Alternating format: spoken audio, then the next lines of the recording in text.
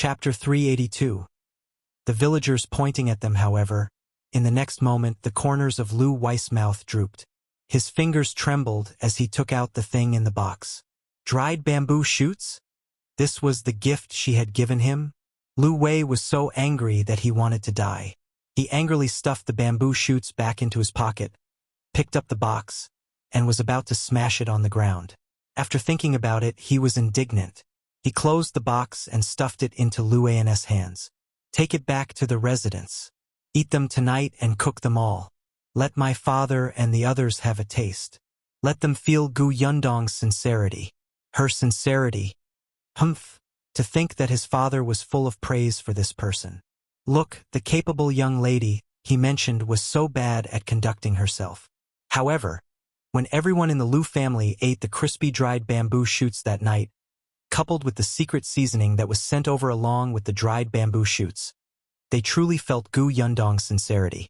Old Master Lu even said, I heard that the Feng County in the Yongning Prefecture produces spring bamboo shoots. In the past, someone sent me local dried bamboo shoots, but they didn't taste as fresh and tender as this. Especially since the Yongning Prefecture has just experienced a disaster, it's not easy to find such good dried bamboo shoots. That girl, Yundong, is very considerate. Lu Wei did not want to say anything. He would eat first as a form of respect. Tomorrow he would go to Yongfu village to visit Gu Yundong and ask for more. Gu Yundong did not know that this person had previously despised the things she had given him, and now he wanted to take advantage of her again. After giving the gift to him, she got into the carriage and returned to Yongfu village without stopping. Unexpectedly, just as they arrived at the village entrance, they saw a few familiar figures standing there, shaking their heads in anticipation. The carriage stopped and she quickly got out. She immediately saw a figure running over happily and hugging her thigh. Big sister, you're back. Gu Yundong picked the little girl up. Why are you standing here? The little girl rubbed her head against Gu Yundong's neck. Gu Yundong's heart softened when he saw how cute she was. Kiki missed eldest sister and mother. Even the food didn't taste good. Gu Yundong could not help but laugh. If it could make a foodie girl feel that eating was not good, then this lovesickness was quite serious. Now that we're back, Kiki has to eat more. Yes, they'll have 2 big bowls tonight. She was excited and gestured with her hands to show how big the 2 big bowls would be. Aunt Ku also walked forward and sized Gu Yundong up. She actually felt that Gu Yundong had grown taller.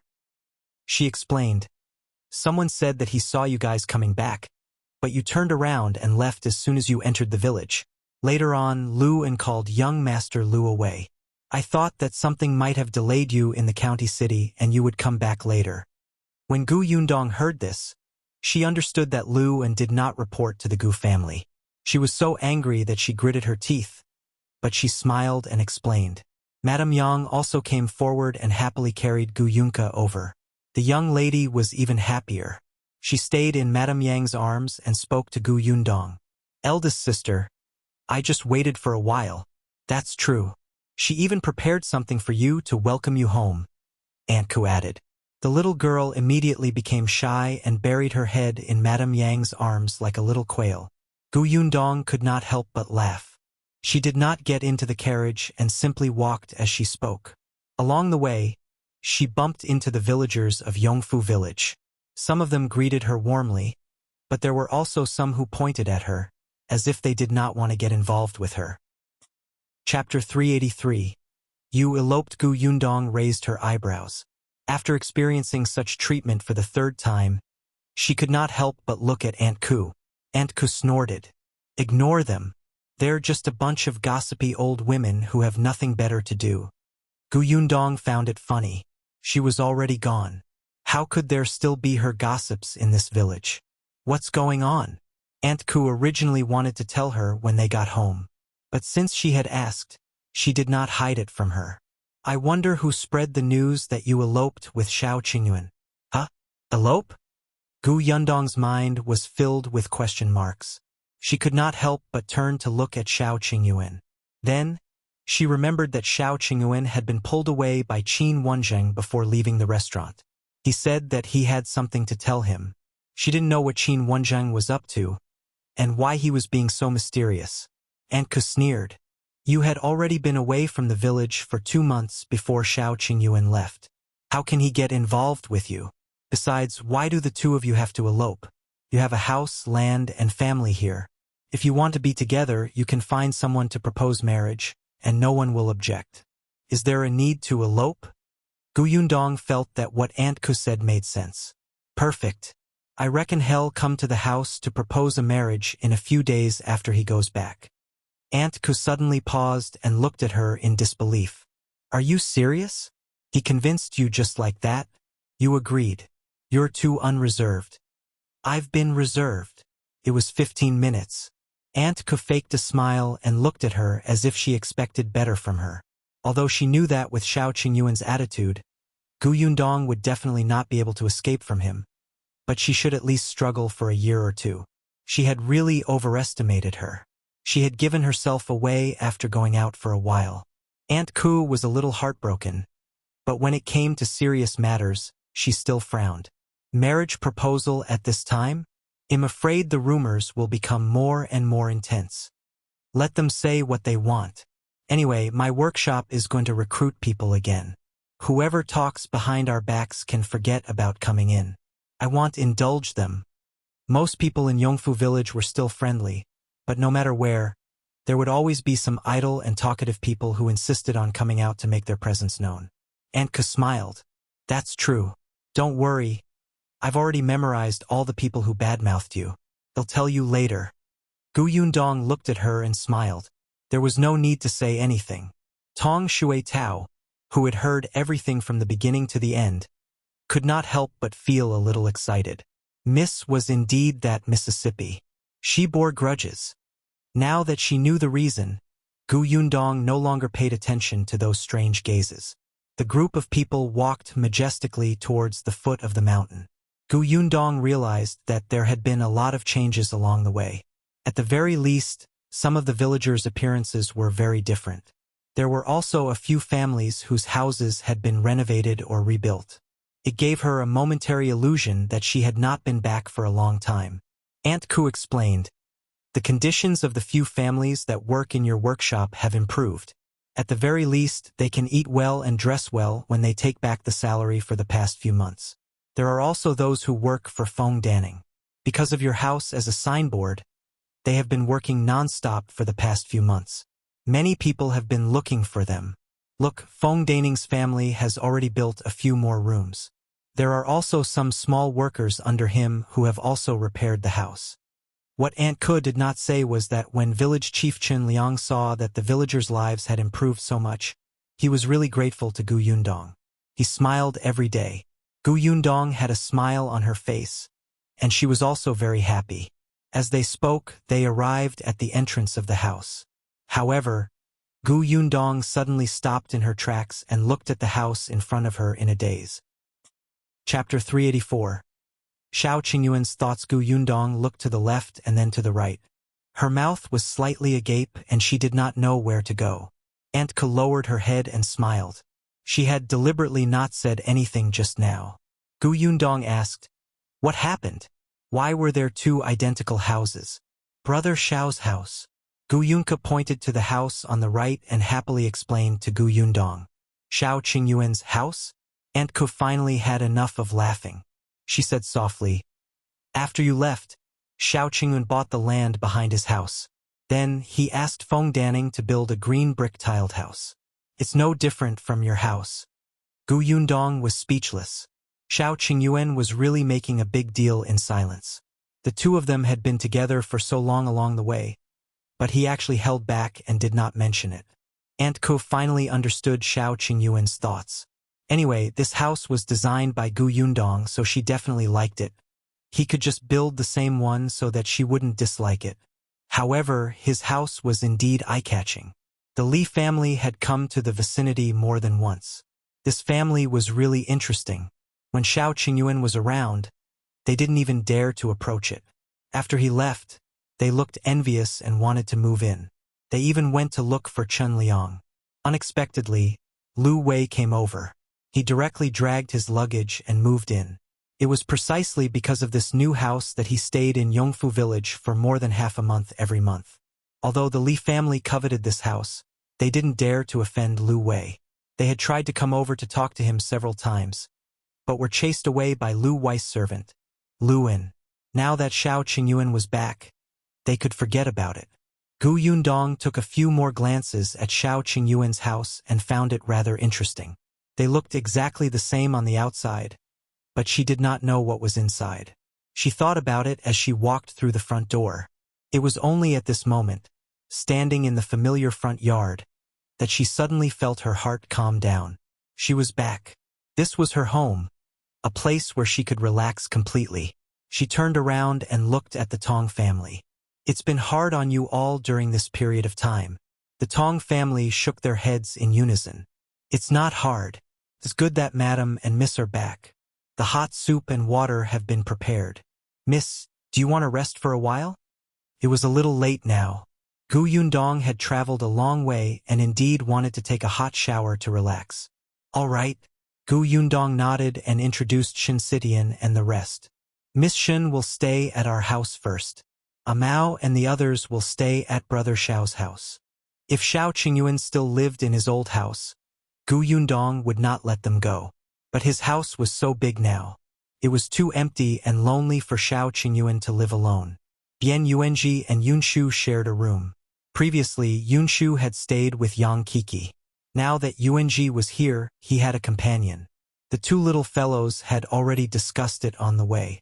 Bian Yuanji was originally a little nervous, but when he heard that he could be with Yunshu, he hurriedly nodded and agreed. On the other hand, Gu Yunke took a few more glances at Bian Yuanji.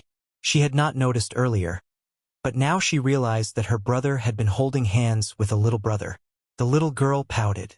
In the past, every time her brother came back, he would call her sister loudly and pat her head. Not today. Angry. But when she saw Gu Yundong, she became happy again. Alright, since she didn't talk to her brother immediately today, they were even. She wasn't angry anymore. After mentally preparing herself, the little girl walked to Bian Yuanji and asked, "Who are you?" Chapter 385. Not Brainy. Bian Yuanji didn't know how to respond to the obedient and soft little girl. He stammered, My name is Bian Yuanji. I'm your cousin's cousin." It was so confusing. The little girl blinked blankly, indicating that she did not understand. Gu Yunshu explained, "This is cousin Yuanji, our eldest aunt's son. We met last year. Don't you remember?" "I still remember." Of course, the young lady did not remember. Last year, she was still lying in bed and sleeping most of the time. But her brother remembered. The young lady was heartbroken. "What should I do? I forgot. My brain isn't working well." Pfft. Gu Yundong could not help but laugh out loud. The others couldn't help but laugh and turn their heads to look elsewhere. However, Gu Yunshu patted her head in all seriousness. "It's all right. It'll take you to see a doctor. Even if I have to go bankrupt, it'll cure you." Everyone was speechless. Aunt Ko could not stand it anymore and chased Gu Yunshu away. "Go, go, go. Don't lead your younger sister astray. Kiki is a child. It's normal for her to be unable to recognize someone after not seeing them for a year." "Is that so?" Gu Yunshu turned to look at eldest sister. Gu Yundong nodded and said to the young lady, "Then can you get to know your cousin Yuanji again now?" "Okay." Gu Yunke nodded obediently and walked to Bian Yuanji again. She widened her eyes and looked at him carefully, as if she would only stop if she remembered him. Gu Yundong did not care and let the three children play. She rubbed her neck and went into her room to take a shower. Unexpectedly, when she opened the door, she saw that the house was filled with all kinds of wild flowers. Aunt Ko had been following behind her. She leaned against the door frame and said leisurely, "Kiki picked these. She talks about you every day. After spring, there are flowers at the foot of the mountain behind. She got Zhang Yu to lead her to pick them. When Zhang Yu is not free, she will look for Luin. After she picks them, she will put some in her room and some in your room too. She wouldn't throw them away even when the flowers have withered. Take them to the backyard and bury them obediently in the soil." Gu Yundong's heart softened when she saw the room filled with all kinds of colors. Except, this attracts bugs, right? Aunt Ku really did not want to talk to her. She turned around and left. Gu Yundong, on the other hand, entered the room with a smile. She took out the things that had been stuck to the door frame, the vases, the cups, the cabinets, the pillars, and the curtains, and placed them all on the table. She wondered if she should find a female teacher to teach this pretentious young lady how to arrange flowers. However, Yunku was a little too young now. It seemed to be too early. She would see about it next year. Gu Yundong took a comfortable shower. When she came out, she saw Madame Yang, Shin Sidian, and the others sitting there refreshed. Aunt Ku placed a plate of date cakes in front of Gu Yundong. Kiki made this. Gu Yundong was shocked. She looked at Gu Yunka in shock. The young lady covered her face and said shyly, "No, Aunt did it." Aunt Ku said, "When she heard that you guys were back, she wanted to go to the village entrance to wait. I thought about how long we would have to wait, so I simply told her to make some delicious food to welcome you guys. The date cakes were made by the two of us," she said meaningfully. Although Kiki is young, her culinary talent is already very obvious. Try it. Gu Yundong was stunned. The young lady loved to eat, so she was talented in cooking? So this was what she had prepared for her. Chapter 386. The things in the village. She tasted it and smiled when she met Gu Yunk's expectant gaze. "It's delicious." The little girl shyly pounced into her arms again and gave Madame Yang a date cake. Everyone at the table laughed. It was at this moment that Tong Shuetao walked in with a basket of fresh vegetables. Auntie Dong came just now. She knew that Madame and young Miss were back and wanted to come and visit. However, seeing that it was already late, she was afraid of disturbing young Miss' rest, so she didn't come in. Instead, she stuffed this basket of vegetables over. Although the Gu family also had a backyard, it was used to refine white sugar. Even if they planted vegetables, they could only open up a small piece of land in a small corner. Aunt Ku had only planted a little.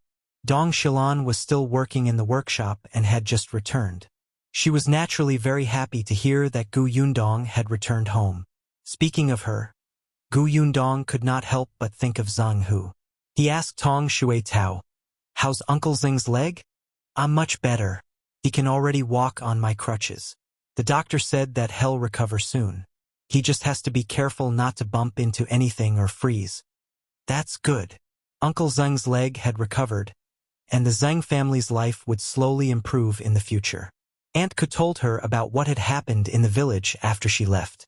After Feng Danning finished building Shao Qingyuan's house, he started building the workshop. "It's almost done now. They'll go take a look tomorrow and see what's not good. They might be able to change it after thinking about it." The village chief's sister-in-law, surnamed Feng. "I heard that you rented her house for a period of time in the past. 2 months ago, the daughter got married and moved into town. It seems that her mother followed her. How can a married daughter bring her mother along? She's really reckless." "Ahem," Tong Shuetao reminded her. "Aunt, her mother rented another house in town and didn't live in the Wu family. That's still outrageous." Aunt Ku snorted coldly. She had asked around and found out that this mother-daughter pair had given Yundong's family a hard time. It was as if it was so amazing to have a dilapidated house. They even despised Gu Yundong and chased her out after she stayed for a few days. Tong Shuetao stopped talking. Aunt Ku continued, "I heard that their house is now rented to another person, a man from town. I don't know what he's doing in the village. It's not easy to find out. Also, many people in the village are planting sugarcane now. I heard that when you collected sugarcane last year, you purchased from all the families in the nearby village. Those people earned money, so the villagers were a little envious. They asked Chun Liang to ask Shao Qingyuan if he would purchase their sugarcane if they planted it in the future. Shao Qingyuan said that as long as the sugarcane is good, well, accept it. However, everyone doesn't dare to plant too much. Almost every family has some, but not a lot. By the way, a few days ago, many people came to inquire about when your workshop would be recruiting again. Not only did the villagers came to ask, but people from the neighboring villages also came to ask." Aunt Ku rambled on for a while, but Gu Yundong had just returned. She could talk about the rest another day. Seeing that it was getting late, she asked the Tong family to serve the meal first. Just as the dishes were served, Shao Qingyuan returned. He should have already returned home. He came over after changing his clothes, and his hair was still a little wet. Gu Yundong was very curious. After dinner, she asked him impatiently, "Why did Mr. Chen look for you?" Chapter 387. Seems to have flirted with Shao Qingyuan. Shao Qingyuan was actually also puzzled. When there were only the two of them, he said, "Master Chen asked me about the situation deep in the mountains." The situation deep in the mountains? Why was Chen Wenjing asking this? He wasn't going into the mountains, right? Even if he did, with his weak scholarly body, it wouldn't be enough. That's it. Shao Qingyuan nodded. He said that he likes to eat wild animals and wants to hunt by himself when he has the chance. The corners of Gu Yundong's mouth twitched. Chen Wenjing was too unrealistic. He actually wanted to challenge such a difficult task. However, if it was difficult for him, what about her? Let's go deep into the mountains sometime. Gu Yundong wanted to see if she could find Bai Musi. There were many good things in the mountains. Perhaps she could find something? Shao Qingyuan frowned. You're going too? Of course. No, it's too dangerous. Don't I have you? He could even bring Lu Wei out safely. She should at least be more reliable and smarter than Lu Wei, right? Shao Qingyuan was speechless. He lowered his head slightly. After a while, the corners of his mouth curled up for a moment. He said in a low voice, "Yes." Gu Yundong blinked and finally reacted. Could it be that she had accidentally flirted with him just now? In terms of relationships, she was still very inexperienced. At this moment, she was a little embarrassed. She cleared her throat and quickly changed the subject. By the way, why did you build a house just like mine? Don't you like houses like this? It'll be your home in the future anyway. Gu Yundong felt that he was flirting with her too, but her heart was very warm. The corners of her lips curled up as she looked at Shao Qingyuan. Actually, you can just build the house the way you think. There's no need to accommodate me. Shao Qingyuan frowned and thought for a moment before saying, I don't have any thoughts. Your thoughts will be mine in the future. You make it sound nice. It's true. Shao Qingyuan's expression was exceptionally sincere. Gu Yundong suddenly recalled the first time she met him. At that time, she had seen his indifferent eyes, as if he did not care about anything. Later on, when they met again in Yongfu village, he didn't seem to care about anything. He clearly had money on him, but his house was still the old house. He only had 2 sets of clothes, and the food he ate was extremely rough. He did not look like he was living a life at all. Now, it was really different. He had changed a lot. She did not know if it was because of her that he had become warm. But Gu Yundong was happy with this change. At this thought, Gu Yundong looked up and smiled at him. I believe you. The corners of Shao Qingyuan's mouth curled up. His hand moved slightly, but he couldn't help but step forward and hold her small hand, gently rubbing it twice. Gu Yundong felt as if she had been electrocuted. She shuddered and coughed lightly. In the end, she did not pull it out. She only asked him in a low voice, What are you doing tomorrow? I want to go to the county city to take a look. The bodyguards of the Jiang family's agency are all quite skilled. I want to borrow someone from them to teach Mao and the others some martial arts. As he spoke, he hesitated for a moment before saying, They'll come back in a few days to propose marriage. He had asked Auntie Dong and found out that there were many things to prepare for the marriage proposal. The more he valued the woman, the more he could not be careless. He was already thinking about what he should prepare to show his respect. Other than finding an escort tomorrow, the most important thing was to buy something for marriage. Therefore, at dawn the next day, Shao Qingyuan rode his horse and left Yongfu village. Gu Yundong also woke up early. After freshening up and eating breakfast, he planned to go to the workshop to take a look. Unexpectedly, a carriage stopped outside the door. Chapter 388. Going back on your words. Gu Yundong paused. The curtain of the carriage was lifted, revealing Chen Wenjing's excited face. Didn't he say that he would come back in a few days? It had only been one night. As a teacher, how could he go back on his word? Gu Yundong's condemning gaze landed on him. After Qin Wenjing got out of the carriage, he immediately said, "I'm here to bring the new student to school. I also came to ask you a few questions by the way." Gu Yundong chuckled. Why didn't he find a more convincing excuse? Isn't it a holiday today? Qin Wenjing did not like Gu Yundong. Really, she did not know anything about the ways of the world. Must she say everything out aloud? This made him look like he was not very smart. Back then, he was the popular top scholar in the capital. Fortunately, Gu Yunshu and Bian Yuanji quickly ran out. They respected their teacher, Qin Wenjing. They took him inside in awe. Bian Yuanji had heard from his cousin last night that she wanted him to study in school. He was so excited that he didn't sleep for half the night. He had been in the Gu family for nearly half a year, so he clearly understood what it meant to live under someone else's roof. Even though his cousin said that he would be her family from now on, he still had a line in his heart.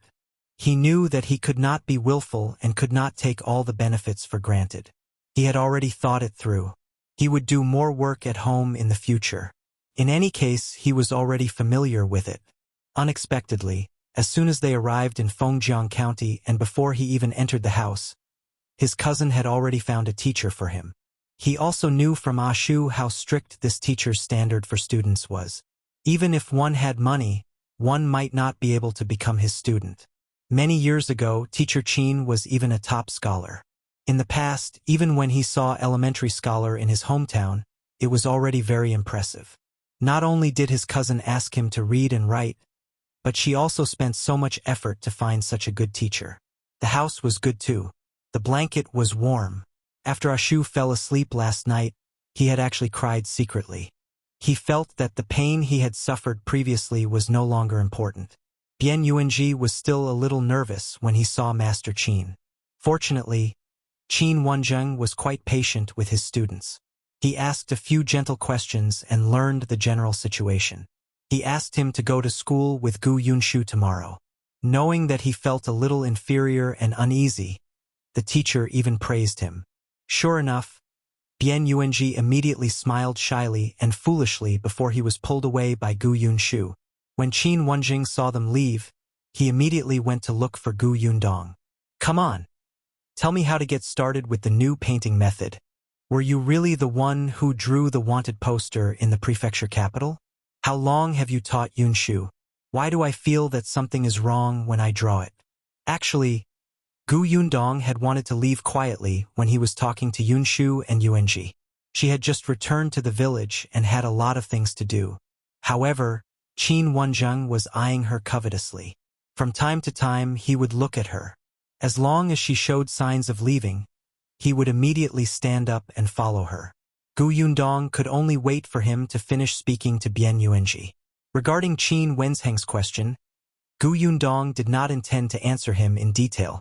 She simply took out a charcoal pencil and paper and started drawing in front of him. She would draw the simple ones first, such as the square box in front of her, and then draw people. Qin Wenjing was known as a young genius. He was already a top scholar at a young age. It was better to show him in detail. Gu Yundong felt that he would be able to understand it better this way. Chapter 389. What about your father? Udat Beisenvel. As expected, after 2 drawings, Qin Wenjing's eyes began to light up. Then he started to draw. He seemed to have found the feeling. After drawing, he looked at it carefully for a moment. Then, he looked up and said, "Thank you. I'll go back and think about it. If there's anything I don't understand, I'll come and ask you." "You really don't hold back. You said it. A deal is a deal. I don't have to be polite." Gu Yundong choked. Seeing that he had rolled up the drawing paper and was about to leave, she suddenly thought of something and hurriedly said, "Wait for me for a while." As she spoke, she lowered her head and quickly focused on drawing a few portraits. It was a few unfamiliar faces. Qin Wenjing looked at her in confusion. Gu Yundong handed him the 3 drawings. "You said that several people in the prefectural city have already learned this drawing method, so I don't have to worry about being exposed. This is my aunt, her husband, and 4th uncle. I know that you have connections in the prefectural city, so I would like to trouble you to paste them to the eye-catching place at the city gate. Qin Wenjing did not refuse. After taking a look, he accepted them. What about your father? At the mention of Gu Dajiang, Gu Yundong was still a little hesitant. After some thought, she told Qin Wenjing what she had heard in Qingyuan Prefecture. Qin Wenjing frowned slightly when he heard this. After pondering for a moment, he said, "Your concerns are right. I didn't expect your father to be involved in the capture of the bandits. If his portrait is used by the bandits to find him, not only will we not be able to find your father, but we will also harm him." As he spoke, he hesitated for a moment before saying, "Since both you and your father are related to this matter, I won't hide it from you. There's indeed someone behind the bandit leader that was captured in the Xuanhe Prefecture that day. Furthermore, they might be in the Xuanhe Prefecture. After those bandits harmed the Qingyuan Prefecture, he didn't escape elsewhere. Instead, he came to the Xuanhe Prefecture." Gu Yundong was stunned for a moment before rejoicing. Previously, she had thought that the matter was not as serious as she had imagined. After all, both she and Gu Dajiang were insignificant people. Even if they played a certain role in capturing bandits, those bandits might not remember small fries like them. Now that she heard Qin Wenjing say it so seriously, she thought that it was right to take away the missing person notices when she left the Qingyuan Prefecture. "Qin Wenjing, I'll get someone to post these 3 portraits to the Prefectural city.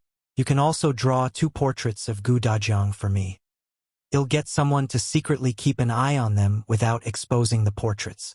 Gu Yundong nodded and lowered his head to continue drawing.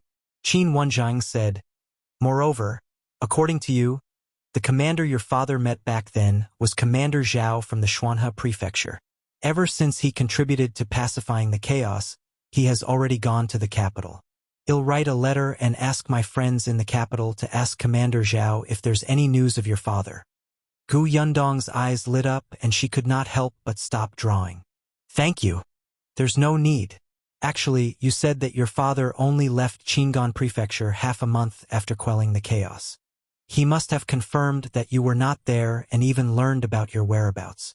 There are only 2 places he can go. One is Gu Village and the other is Xuanhe Prefecture." Gu Yundong thought so too. If her father was in Xuanhe Prefecture, using Qin Wenjing's help would naturally be better than finding a needle in a haystack. She finished drawing the portraits and handed them to Qin Wenjing.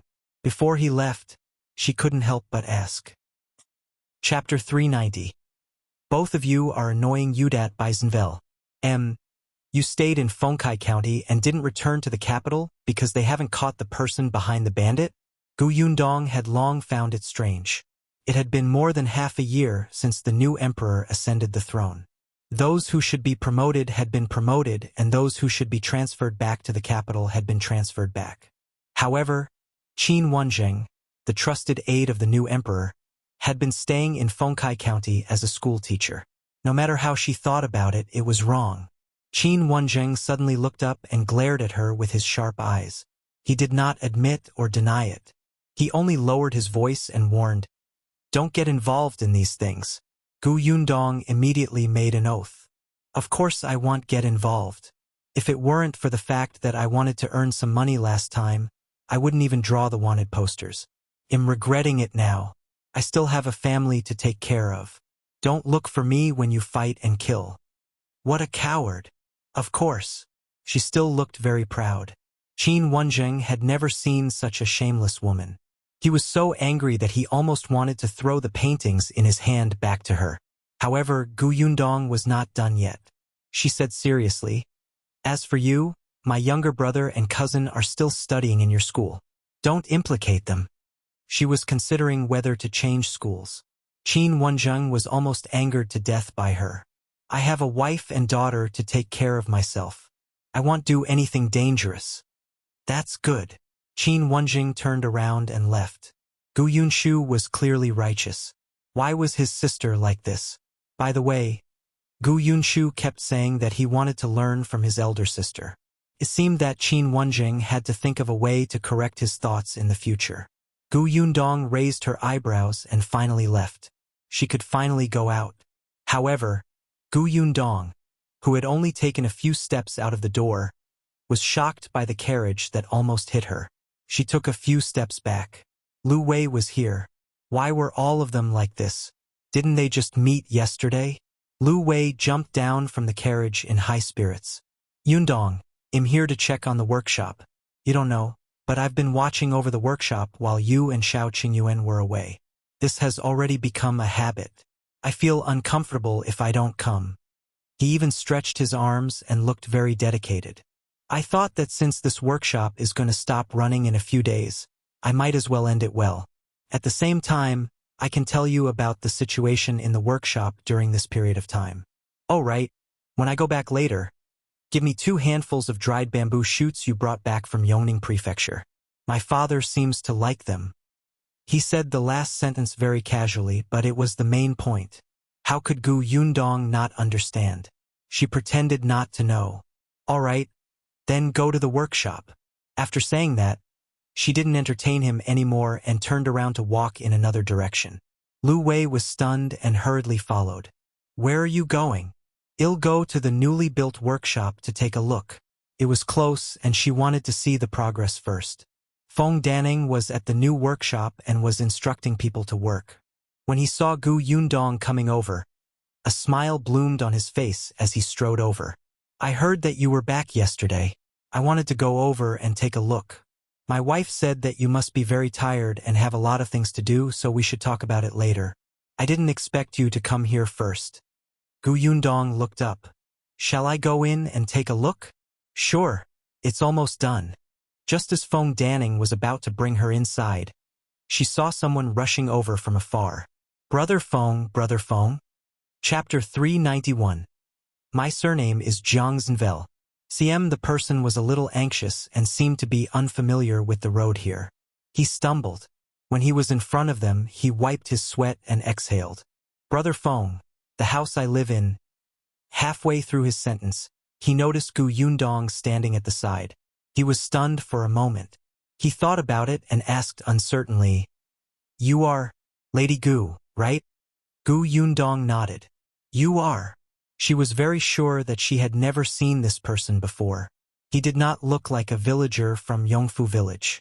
That person smiled and said, My surname is Jiang. My family is in town. Not long ago, I rented the Chen family's house in Yongfu village. Gu Yundong remembered that Aunt Ko had mentioned last night that Chen Yulan was married and her mother had moved to town. Naturally, their house had been vacated. In the end, someone from town came to Yongfu village and rented the house. So this was it. This person looked to be in his 40s, but he seemed refined and even had a beard. He looked out of place in Yongfu village. When he stood with Feng Daning, he looked more like a boss or a long-term worker. Knowing who he was, Gu Yundong nodded slightly. On the other hand, Feng Daning asked, Brother Jiang, why are you looking for me in such a hurry? Jiang Yongkang suddenly slapped his leg. I almost forgot. I don't know why, but there's a big hole in the roof of the house I live in, so I want to trouble Brother Feng to help me take a look and repair it. Feng Daning nodded. All right, he'll go over and take a look at noon. He was still helping the Gu family build the house. If he had to do other work, he would naturally have to make use of his rest time. Thank you very much. He'll go back first. Jiang Yongkang cupped his hands gratefully. Then he nodded and smiled at Gu Yundong before turning to leave. Feng Daning continued to lead Gu Yundong into the workshop. Gu Yundong had already drawn the composition of the workshop before she left, so she was very clear about the structure inside. The workshop was very big, just like a modern factory. It was also divided into several smaller workshops, and each workshop had a room that looked like an office. As it was used to make food, Gu Yundong attached great importance to hygiene, so the floor was paved with square bricks to prevent dust from flying everywhere. There was a row of rooms behind the workshop. After the official recruitment, there would definitely be someone on duty here, so the dormitory was needed. In the future, when there were more workers, those whose families were far away could also stay here. The doors and windows of the workshop had been specially made to double the size, in case the light was dim and they could not see clearly. Gu Yundong looked around. Other than some details that had been modified according to the local conditions, everything had been built according to the diagram she had drawn. Feng Danning was excited as he introduced them to her. He had been working non-stop for the past few months. Although he was busy, he looked different. Now that the workshop could be used soon, he would probably be even busier. But he was happy and grateful to Gu Yundong. After Gu Yundong was done, she was satisfied. She said to Feng Danning, "Uncle Feng, it's been hard on you during this period of time. The workshop is very good and sturdy. It seems that after a while, the workshop will be able to start running." Feng Danning laughed out loud. "As long as you're satisfied." The two of them walked out of the door as they spoke. Thinking of Jiang Yongkang, Gu Yundong could not help but ask, "Since he's from town, why did he come to our village for no reason?" Chapter 392. Meeting my future sister-in-law's Nvel. It seemed that Feng Danning and Jiang Yongkang had interacted a few times and knew the inside story. When he heard this, he smiled and said, "Brother Jiang was sick previously. It's especially easy for him to wake up at night. He can't sleep well. The doctor said that the most important thing for him is to rest well. He can't sleep for more than 4 hours a day. Isn't his condition worse?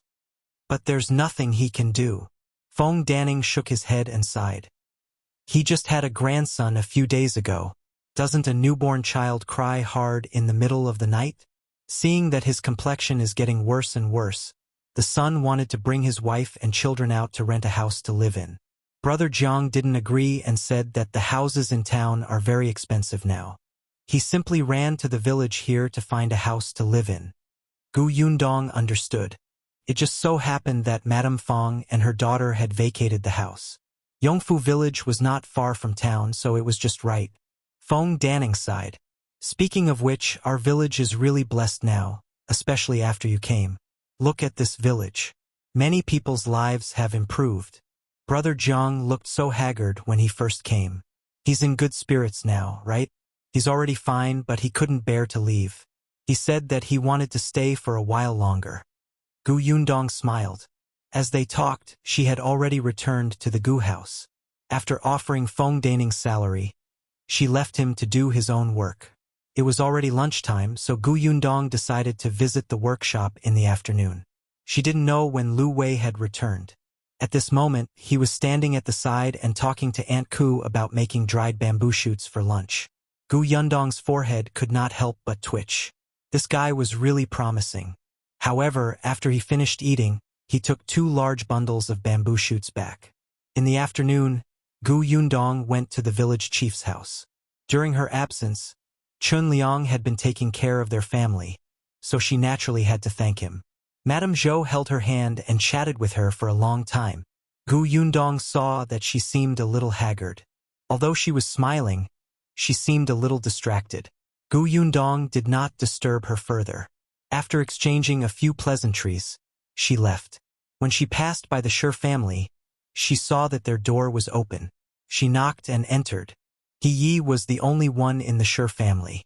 When she saw her enter, she quickly stood up and made her some sugar water. "Miss, take a seat first. Dashan is in the field. They'll go find him." "No need." Gu Yundong stopped her. "I saw that the door was open, so I came in to take a look. I also wanted to ask if there were any problems with the sugarcane field." Yes, life was better now. Her face was rosy and she had gained some weight. However, she was still timid. When she saw Gu Yundong, she was still a little uneasy. "No problem. That piece of land is good. The sugarcane has been planted. It's growing well now. Oh right, there's also the 50 acres of orchard. Our Dashan and Gaoxing's father have planted the fruit trees. Do you want to take a look?" Gu Yundong shook her head. "Let's go another day." "That's fine too." Dashan also said that Miss will definitely have more fields in the future. Whenever he's free these days, he helps you look for good ones. There are a few good ones. "Miss, you're back. You can go and take a look later." Gu Yundong's eyes lit up. "Really?" "Yes." He also smiled. At this moment, Lan Huar returned. Before she entered, she said, "Mother, I went to take a look. It's not bad." When she entered the house and saw Gu Yundong sitting there, she immediately felt a little embarrassed. "Sister Gu, you're here? You look quite happy. What did you see?" Lan Huar chuckled. I went to see my future sister-in-law. Chapter 393. Shocked to see the portraits in Vel. CM future sister-in-law? Zhuangzi was going to get married? He glared at Lan Huar. Don't talk nonsense. It's not a sure thing yet. Then she explained to Gu Yundong, ever since Zhuangzi became a shop assistant, there have been many matchmakers visiting us, but Zhuangzi has always been unsatisfied. A few days ago, a matchmaker introduced a family who lives next door to our village. Ardashan asked Gaoxing's father. His father said that the girl was a good girl, but her family was a little poor. Zhao Zhu was reliable. He was from the same village as that girl. If he said that she was a good girl, that girl would definitely be good. It didn't matter if she was poor. Their family had been poor half a year ago. If they hadn't been lucky enough to meet the Gu family, Zhuangzi wouldn't even be considered a man ready to be married now. Both Sherdashan and He Yi were satisfied. However, for some reason, Zhuangzi was not in the mood to get married at all. He said that he wanted to work hard all day long. They did not know where he learned that he had to start a career before starting a family. Look, he slept in the county shop last night and did not come back. However, Lan Huar was curious. She swayed over and took a look at the girl by the way. He Yi was also very worried. Zhuangzi is not young anymore. If he doesn't get married, it will be even harder to find him in the future. Miss Gu, that kid is listening to you now. Can you help me persuade him? At least he's a good match. How can you reject him without even looking at him? Gu Yundong was a little stunned when she heard that. She did not expect Zhuangzi to be so popular. Thinking about it, it made sense. Zhuangzi had a legitimate job and his parents were easy to talk to. Most importantly, he was not bad-looking. With his new clothes on, he looked very upright and energetic. However, this kid was actually ambitious and focused on his career. He didn't want to get married? Faced with He-Yes' expectant gaze, Gu Yundong could not help but laugh dryly. She could only nod and say, "All right, I'll help persuade him later. But Aunt, you don't have to be too anxious. This depends on fate. Perhaps Zhuangzi's fate hasn't arrived yet?" At this moment, He Yi suddenly realized that the young lady of the Gu family was still young and had yet to get married. How could she tell her about this? It would be so awkward. She immediately felt a little ashamed. No, it's okay. You don't need to persuade him. Gu Yundong held her forehead. Should she persuade him or not? After staying in the Shi family for a while, Gu Yundong went to the workshop. The villagers in the workshop were very happy. When they saw her, they surrounded her and talked about the work they had been doing for the past few months. After that, they asked her nervously, "We're going to rest in 2 days. If you don't make sugar anymore, can you still hire us to work in the new workshop?" Gu Yundong was quite satisfied with these dozen people. However, the recruitment for the new workshop was not like now. At that time, they could only continue if both sides could accept the conditions. If we recruit more people from the new workshop, we'll have to hire long-term workers. Long-term workers are different from short-term workers. Think about it carefully these few days and see if you want to come. We'll talk about other things when you come over. Everyone fell into deep thought when they heard that. Gu Yundong only went back after she was done with the workshop. She didn't expect Shao Qingyuan to still not be back at night. Didn't he go to the bodyguard agency to look for someone? Could there be something else? Shao Qingyuan aside, Qin Wanzheng had already taken the portraits Gu Yundong had given him and asked someone to bring them to the Xuanhe Prefecture to paste them on the wall. Not long after they were pasted, an old woman carrying a basket came over to join in the fun. With just one look, her expression changed on the spot. She hurriedly squeezed out of the crowd and left in a hurry. Chapter 394. News of Aunt Gu's and Vel. CM, the old woman's expression was tense. After turning 2 alleys, she finally entered the back door of a mansion with the surname Zhou. Then, she passed through the corridor and hurriedly walked towards the snow-blowing garden. On the way, she encountered a maidservant who asked her a question. She did not bother to answer and only handed the basket to her. She had already entered the courtyard. There was only one woman in the room. She was dressed in gold and jade and was lazily leaning against the couch, eating peaches. Seeing her rush in, She raised her eyebrows slightly. Mrs. Run, what's wrong with you? Look at how flustered you are. Mrs. Run looked around and saw that the maidservants were all outside. She took 2 steps forward and whispered a few words into the woman's ear. When the woman heard this, she immediately straightened her body and frowned slightly. She did not even bother to eat the peach. Are you serious? Is that portrait really the same as Gu Daifeng's? Mrs. Ren thought for a moment. It's a little different. There's a scar missing from that portrait. The woman narrowed her eyes slightly and frowned thoughtfully. Who would look for them? Is there anyone they know in Xuanhe Prefecture? By the surname of Ku? She thought for a moment and instructed Mrs. Run. Go and find out who that family in Fish Rice Alley is. All right. Mrs. Run turned around and was about to leave when the woman stopped her. Wait, be quiet. Don't expose yourself. Also, go to the backyard and give the order. From today onwards, she's not allowed to walk around casually. She's not allowed to leave the Zhou family. All right. After Mrs. Ren left, the woman no longer had the mood to eat. She just waited anxiously for news from Mrs. Ren. It was only when the sky was about to turn dark that Mrs. Ren returned. However, from her expression, it did not seem to be going well. I've asked around. The Ku family in Fish Rice Alley only has a widow whose husband has died. She has lived in Fish Rice Alley for many years. It's just that I don't know where this woman has gone recently. I asked the neighbors around and they said that she left after the New Year. I asked in detail and the neighbors asked about my identity. I couldn't say it directly, so I said that I was an old friend of that woman. In the end, the neighbors seemed to be suspicious and asked me to go to the Nye Manor to look for young Master Nye. Nye Manor? The Nye Manor belonged to a large family in the Xuanhe Prefecture. They had a lot of connections and backers. Just that mansion alone was more than 2 times larger than the Zhou family. Mrs. Rin sighed. Our Zhou family has just arrived at the Xuanhe Prefecture, and our foundation is unstable. It's difficult for Old Master to get in touch with the Nye family. If we offend the Nye family, Old Master will probably be furious. It's not good for me to ask around, so I came back. The woman's expression turned ugly.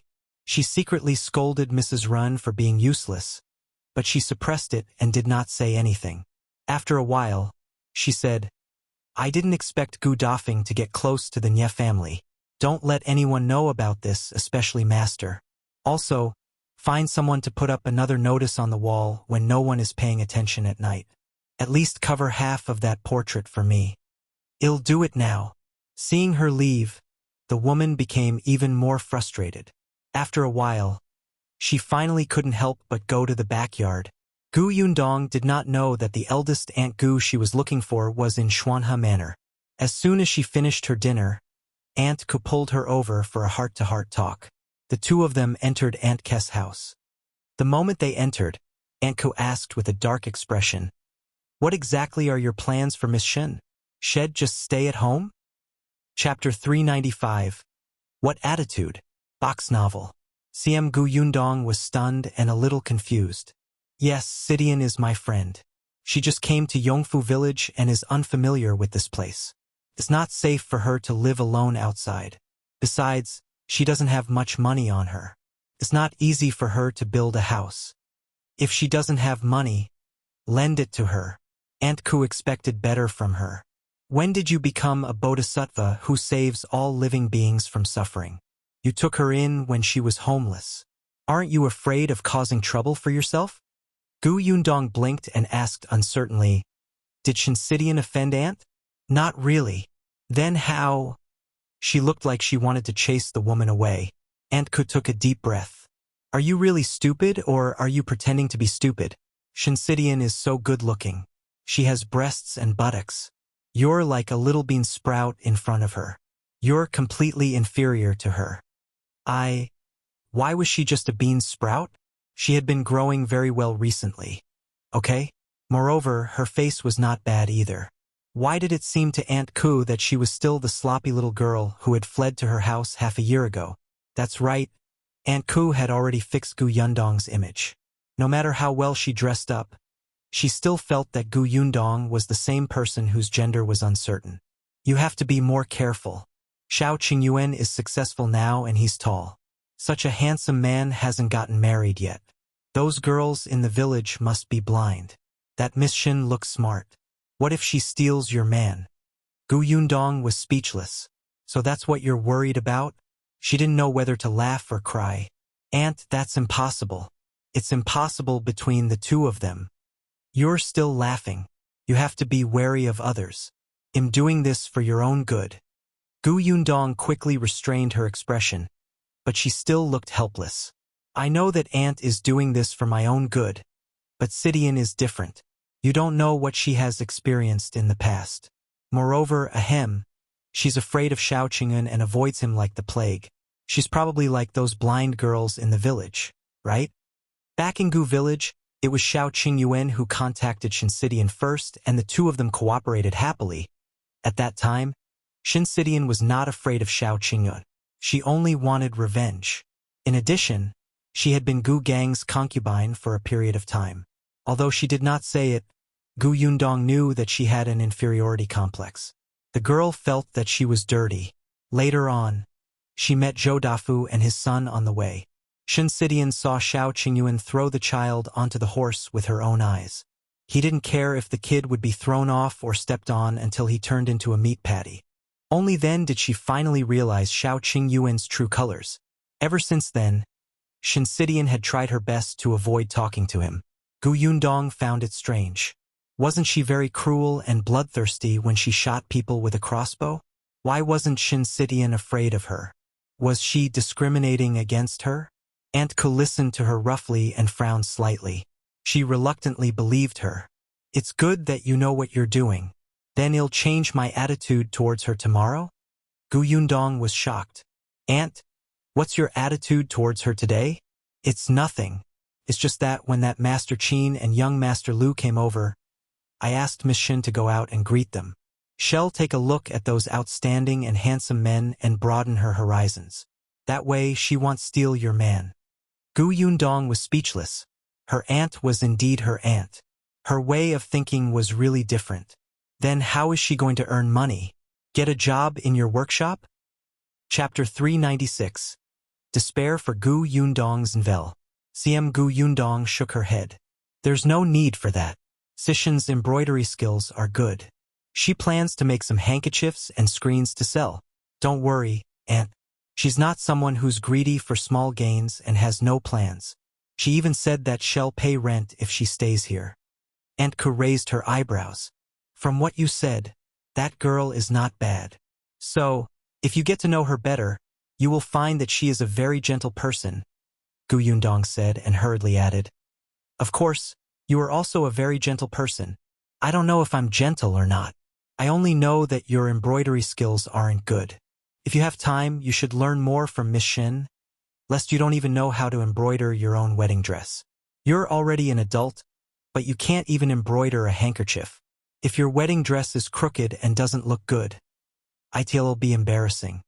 Gu Yundong felt as if her soul had been struck by a blow. Aunt Ku was merciless with her words. Wasn't it good to give her some face and talk about her other merits? Isn't the wedding dress something you can buy? Aunt Ku glared at her. You're planning to buy your own wedding dress? Let me tell you, once you buy it, the entire Yongfu village and even the entire Fengkai County will know that Miss Gu can't even use an embroidery needle. Gu Yundong meekly stopped talking.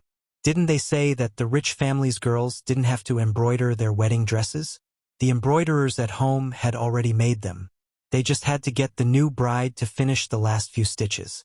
Why did she have to embroider everything herself? Aunt Ku could tell what she was thinking at a glance. She immediately sneered. The problem is that you can't even finish the last few stitches. Gu Yundong said, Are you looking down on me? I'll go look for Shinsidian now. I don't believe that I can't even use an embroidery needle. She turned around and left. Aunt Ku stood rooted to the ground, raised her eyebrows and laughed. You've finally been tricked. However, to be honest, you don't know how to embroider at all. It's really embarrassing. Gu Yundong had honestly learned how to draw the picture from Shinsidian. This was exactly what she was good at. Gu Yundong felt that it was quite simple. However, when she tied all the embroidery threads, she began to doubt herself. Aunt Ku was in despair, and so was Shinsidian, who was teaching her. Who would have thought that the seemingly capable and omnipotent Gu Yundong would embroider grass as if she was going to the execution ground? Gu Yundong thought, "This means that the heavens are guiding me in the right direction. They want me to work hard to earn money so that I can hire embroiderers to make clothes for me." Hence, she went to bed with a clear conscience. She still had to wake up early tomorrow to see her 50 acres of orchard.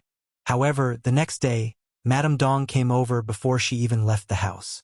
She was holding a school bag in her hand. It was for Bian Yuanji. Knowing that he was going to school too, Dong Shilan rushed to make it overnight.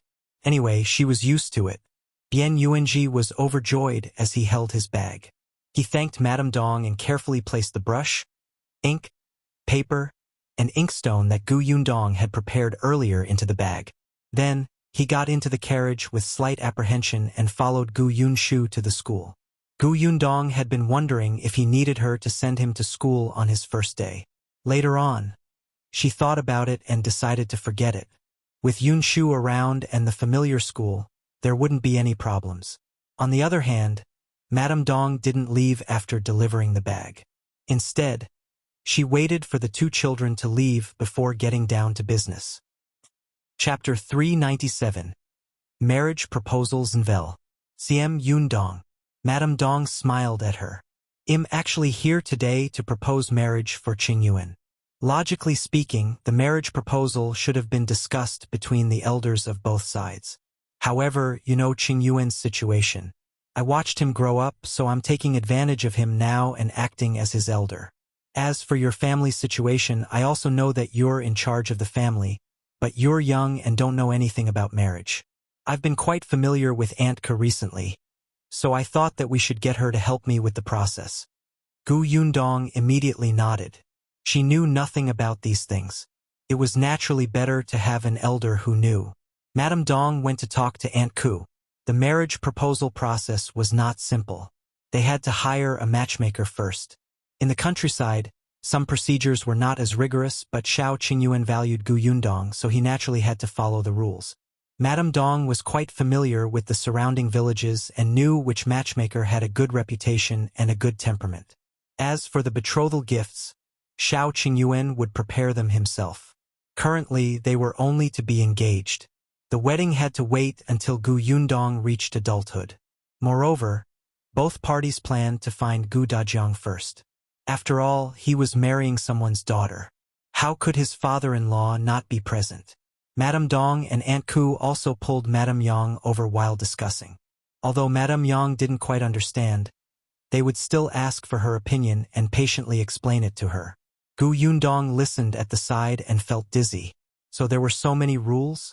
After Madame Dong left, she heaved a sigh of relief and quickly ran to see her 50 acres of land with Tong Shuetao to sober up.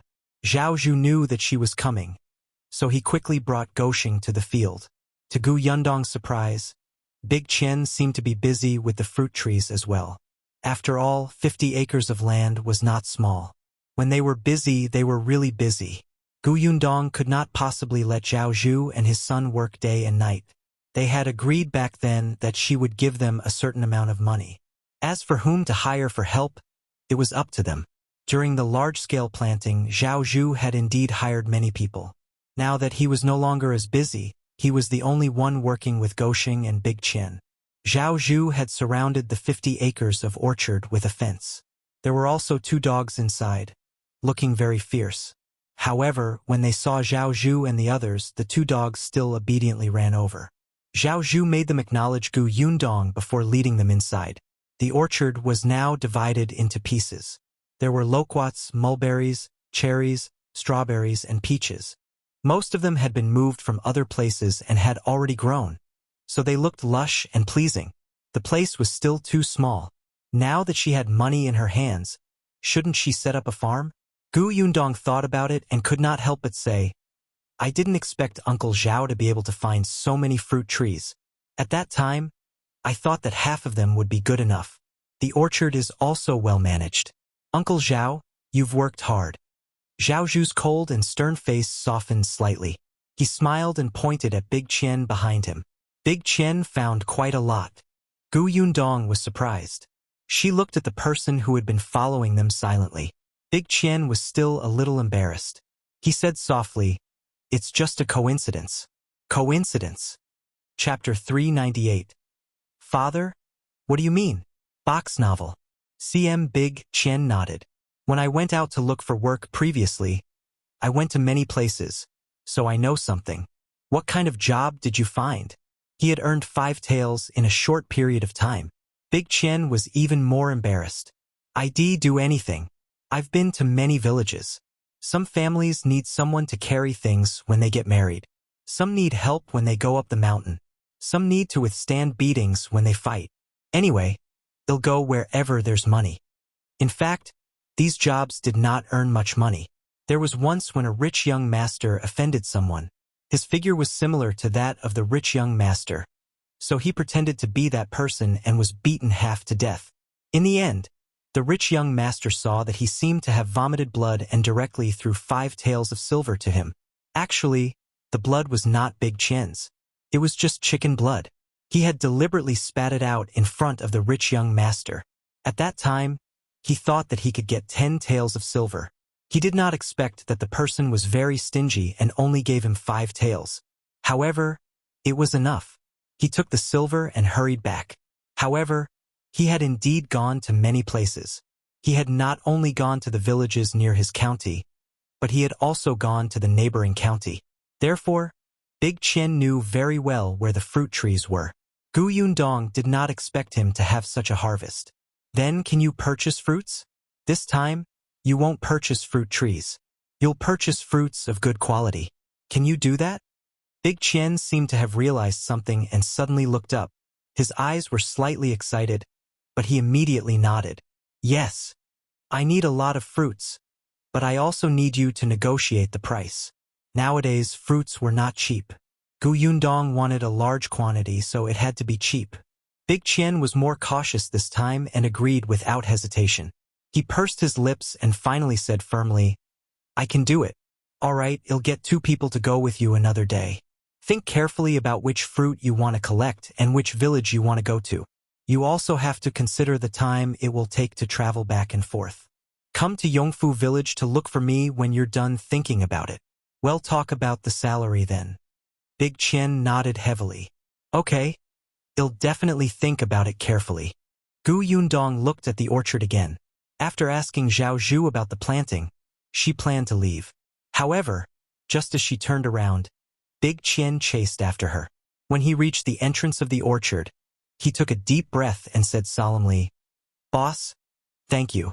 Yundong was stunned for a moment before she understood that he should be referring to the time when Grandma Chen came to her house. She smiled. Do a good job. Then, she left with Tong Shuetao. I will. Big Chen was overjoyed. He stomped his feet and ran home. Zhao Zhu and his son, who came out later, looked at his departing back with slightly complicated expressions. Goshing, in particular, sounded a little envious. Big Chen is going to be successful too. Why? Don't you want him to be successful? Goshing shook his head. No, I just feel like I'm the only one who doesn't have anything. Zhuangzi went to the county city to work as a clerk. I heard that he planned to do a good job and try to become a shopkeeper in 2 years. Now that Big Chen has been put in an important position by Miss Gu, he might be a manager in the future. I'm the only one here to carry water and turn the soil every day. Zhao Zhu reached out and patted his head. Why? Do you dislike it? Let me ask you, who told you that you're useless just because you carry water and turn the soil every day? Goshing looked up in confusion. Dad, what do you mean? Chapter 399. Send you to learn martial arts Zhenvel. Xiam Zhao Zhu looked at his son's ignorant expression and sighed inwardly. It was his fault. In the past, he married the wrong woman, who was heartless and indulged his son, nurturing his domineering and stupid personality. However, when he saw that, he only hit and scolded his son when his son caused trouble. He had never thought that the father and son should have a good talk. Fortunately, it was not too late. Upon hearing his son's question, Zhao Zhu patiently explained, Miss Gu has built a new workshop and is purchasing so many fruits. She will definitely be in the fruit business next. Now that the fruits outside are expensive, she bought an orchard and planted them herself. Just watch. In the future, her orchard will definitely not only be 50 acres here. It will expand. If you manage the orchard well and the fruits grow well, you might become the manager of the orchard in the future. Goshing was stunned for a moment. Then it dawned on him. He slapped his thigh hard and said, "Why didn't I think of that? Dad, you're amazing. You even thought of that." Facing Gaoxing's worshipful gaze, Zhao Zhu felt proud and sad. Could his son really become a manager like this? Forget it. Forget it. It was not too late to teach his son something while he was still young. The father and son talked as they walked home. Goshing was no longer disappointed. His father was right. Everyone had their own path to walk. His current goal was to become the manager of the orchard. At this moment, Tong Shuitao was also asking this question. Gu Yundong's thoughts coincided with Zhao Zhu's. However, what she valued now was not Goshing but Zhao Zhu. Tong Shuitao did not fully understand, but she seemed to have thought of something else and quickly said, "Then, miss, how can I help? Don't you think I'm strong? Can I follow them to purchase fruits? I can carry 2 big boxes alone." Gu Yundong raised his eyebrows. "You want to purchase fruits? I just think that Big Chen looks like a weak chicken and is easy to beat up. I can help him." Gu Yundong fell into deep thought. Tong Shuitao asked again, "Miss, can I go? Shuitao, do you like martial arts?" Tong Shuitao was stunned. Why did the topic change so quickly? However, she still nodded quickly. "I like it. I've been strong since I was young. At that time, I thought that since I can't be a little woman, I'll be a heroine. Unfortunately, she was just a servant and could only carry water and chop firewood." Gu Yundong said, "Brother Shao has been looking for bodyguards to teach a Mao and the other 3 martial arts. If you're interested, you can learn with them. However, you're a girl after all, so it's a little inconvenient." It's convenient. It's convenient." Before Gu Yundong could finish speaking, Tong Shuitao hurriedly expressed her stance. People in the martial arts world don't care about trifles. There's no distinction between men and women when learning martial arts. There's no need to be so particular. Besides, it'll be just watching from the side. If there's anything wrong, just let the escort point it out for me. We won't have any contact." Gu Yundong looked at her anxious expression in amusement. "Then, do you want to purchase fruits or learn martial arts?" Tong Shuitao was actually in a difficult position for a moment. After a long time, she gritted her teeth and said, "I'll be learning martial arts. If I learn it well, I can protect Mississippi. It'll be even more useful in the future." Gu Yundong smiled. "All right, I'll ask Brother Shao when we get back." Tong Shuitao became happy, and her footsteps became a little impatient. Unexpectedly, just as the 2 of them reached the entrance of the Gu residence, they saw 4 to 5 people gathered outside. Chapter 400. Eerie Gu Yundong's Nvel.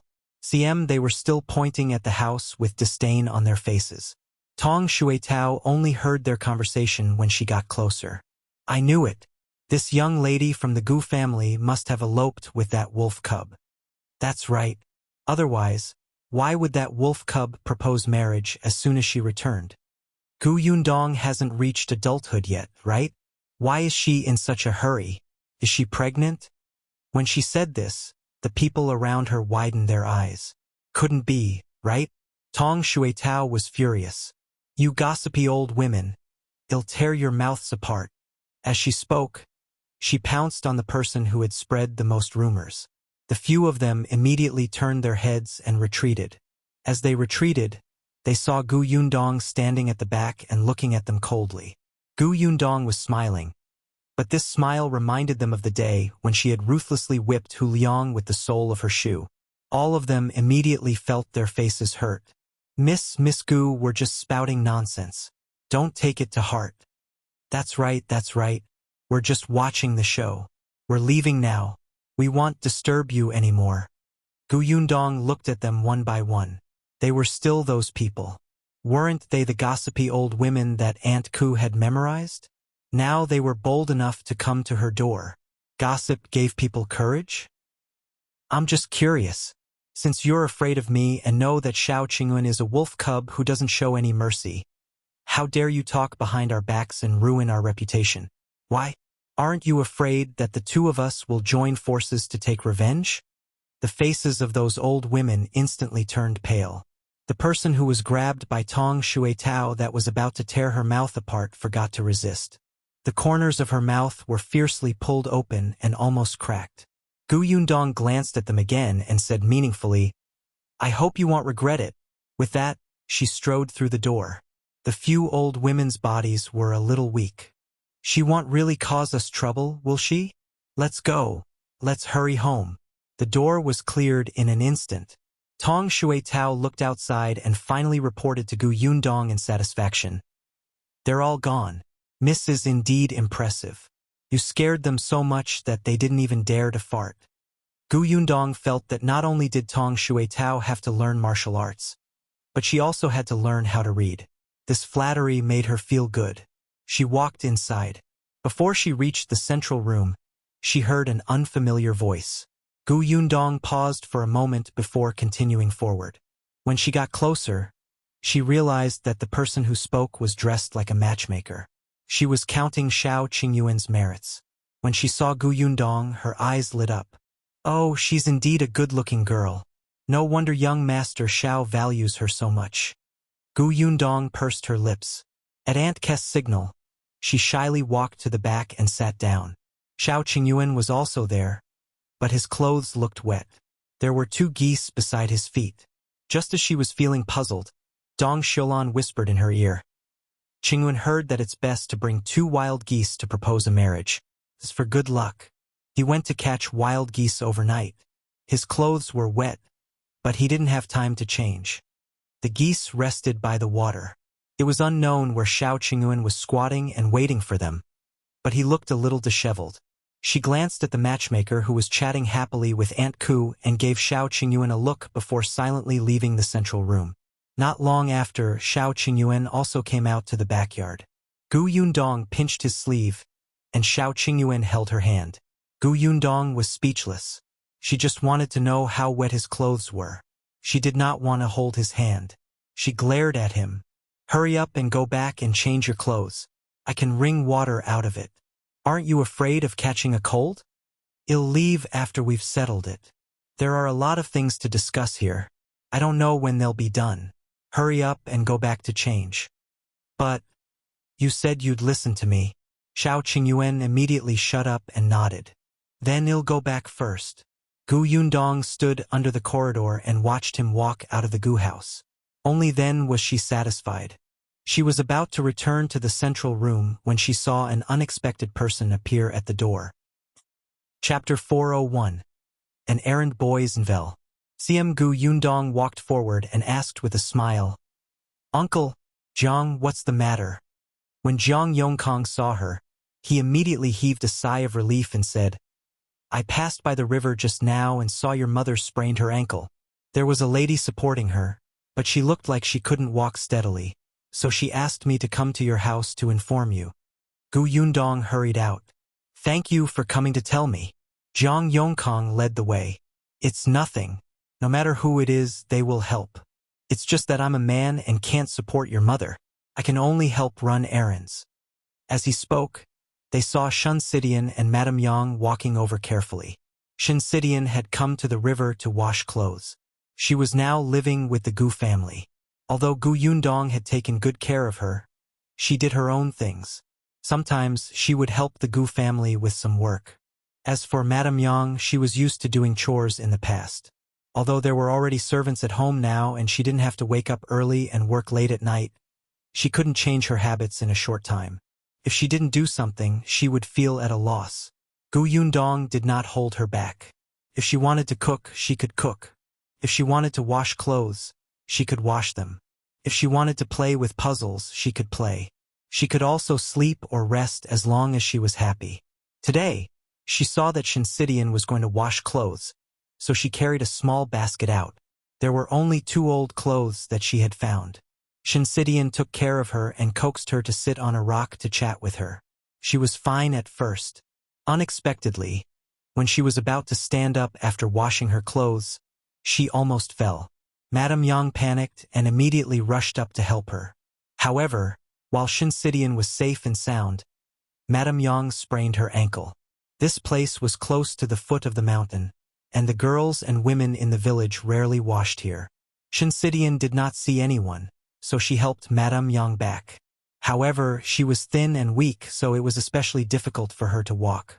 Fortunately, Jiang Yongkang saw them and went to the Gu family to call for help. When Gu Yundong came over, she squatted down and carried Madame Yang on his back. Jiang Yongkang was surprised. Miss Gu is so strong. Gu Yundong smiled. I've trained. Although she was not as strong as Tong Shui Tao, it was not a problem for her to carry Madame Yang. Shinsidian stood at the side and supported her. Seeing this, Jiang Yongkang said, "How about this? He'll make another trip and find the doctor." Before Gu Yundong could reject him, he had already left. She could only carry Madame Yang home first. The matchmaker had already left, and Shao Qingyuan had also changed his clothes. Seeing Madame Yang being carried back, the family surrounded her nervously. Fortunately, Jiang Yongkang quickly brought the village doctor over. Although this doctor was not as good as the county doctor, he was still quite good at treating physical injuries. The moment he arrived, he asked about Madame Yang's pain. When Aunt Ka saw Jiang Yongkang standing at the side, she was stunned. While Madame Yang was talking, she pulled Gu Yundong aside and asked, "What's going on? Why is he here?" Uncle Jiang ran over to inform me that my mother sprained her ankle. Later, he sent for the doctor. Aunt Ku nodded and walked back with Gu Yundong. Unexpectedly, she heard Jiang Yongkang comfort Madame Yang. "Bear with it. It won't hurt." However, Madame Yang kept shaking her head and refused to let the doctor touch her feet. When she saw Gu Yundong coming over, she seemed to have found her backbone and reached out to hug her. She stretched out her trembling feet for the doctor to treat her. Jiang Yongkang, Chapter 402. Closing the workshop Zinvel. CM As long as Gu Yundong was by her side, Madame Yang was not afraid of pain. During the treatment, she did not even cry out. She only hugged Gu Yundong's waist with extra strength. After the doctor left, Tong Shuitao carried Madame Yang back to her room to rest. Only then did Gu Yundong express her gratitude to Jiang Yongkang. Jiang Yongkang waved his hand. "It's just running around. It's not worth the thanks. Since there's nothing else, I'll leave." Gu Yundong asked him to stay for tea, but he rejected her. As soon as he left, Aunt Ku pulled Gu Yundong to talk about the outcome of the matchmaker's conversation. Since both parties were interested, they should use their birth dates to calculate and see if they were suitable. There was no need for Gu Yundong to worry about the rest. Aunt Ku felt that she was not her biological mother after all, so she had to explain every step to her. Gu Yundong gave her the date of birth and went back to work. The sugarcane was gone, and it was almost time for the workshop to close. On the last day, Gu Yundong went to the Lu family's courtyard. Gu Yundong smiled when she saw that the courtyard had been tidied up and that the villagers were extremely reluctant to leave. "It's been hard on everyone for the past few months. Besides your salary in the last month, you will be given an additional 100 copper coins as a reward. Everyone rest well." When everyone heard that there was a bonus of 100 copper coins, they instantly came back to their senses with faint excitement on their faces. "There's one more thing. I've told everyone last time that the workshop here has stopped. The new workshop will start work again in a few days, but this time the workshop will recruit long-term workers. Have you thought about it when you go back?" Wang Xuanzi was the first to respond. "I'll do it." In any case, his family only had 2 acres of land and did not grow much crops. His wife could completely handle it alone. Before he worked in the Gu family, he had been looking for jobs for more than half a year. However, not only could he not find good work, but his salary was also low. He also had to spend money on food and accommodation outside. Wang Xuanzi felt that there was no better job than working in the Gu family. It was close to home, and he could help if anything occurred to his family. Moreover, the salary was high and stable. Most importantly, he had only been working in the Gu family for a few months, and his family had already eaten meat 3 to 4 times. His wife and children looked much better. Su Huar also raised her hand anxiously. Me too. I'll do it too. After Su Huar got married, she was originally cooking, washing clothes, and taking care of the children at home. Occasionally, she had to go to the fields. Every day, she was so busy that her feet did not touch the ground. But she was still despised by her mother-in-law, who said that she was lazy all day and did not serve the man well. Su Huar felt wronged. She was not the only one who came to the Gu family's recruitment that day. Her sister-in-law was also there. She did not have much hope at that time. She did not expect that she would be chosen instead of her sister-in-law. From then on, her status in the family rose steadily. Her mother-in-law's expression improved, and her sister-in-law stopped being sarcastic. When she returned, not only did she not have to serve her husband, but her husband also gave her foot wash. This treatment had never happened before. Su Huar understood how important this job in the Gu family was to her. It didn't matter how much the salary was. Anyway, the family didn't split up. She had to hand over the monthly earnings to her mother-in-law. However, the feeling of having a say at home was completely different. Sometimes, the Gu family would even give them some food as a reward. She could bring it back and keep it. Therefore, when the Gu family said that they wanted to recruit long-term workers, Su Huar accepted without even thinking about it. Not only her, but the others also agreed. Even if they were paid less, they still wanted to stay. However, they did not expect that the treatment of the long-term workers would also make them excited. Chapter 403. The Gu family is recruiting long-term workers. Zinvel. CM Gu Yundong counted, and in the end, 12 people agreed to stay. After all, long-term workers were different from short-term workers. They signed long-term contracts and had many restrictions. If you suddenly quit midway, the boss could sue you. These people had a lot of work to do at home, so they had no choice. The Lu family had originally rented the courtyard to Gu Yundong as a temporary workshop. The 3 of them worked here as temporary workers. Now that they were going to sign a long-term contract, only the couple agreed. As for Father Lu, firstly, he was old, and secondly, there was other work at home. Someone had to do it. Gu Yundong had an idea of what to do. She said, "Since you've decided, we'll sign a contract tomorrow. The salary will still be 500 copper coins at the beginning, but there will be 3 days of vacation every month. We'll start working at 7 in the morning, rest for 2 hours at noon, and stop at 5 in the evening. If there's anything at home or if you're not feeling well, you can take leave, but your salary will be deducted for a day." She explained some of the rules of the long-term workers first to avoid any controversy in the future. However, such conditions were enough to make these people excited and happy.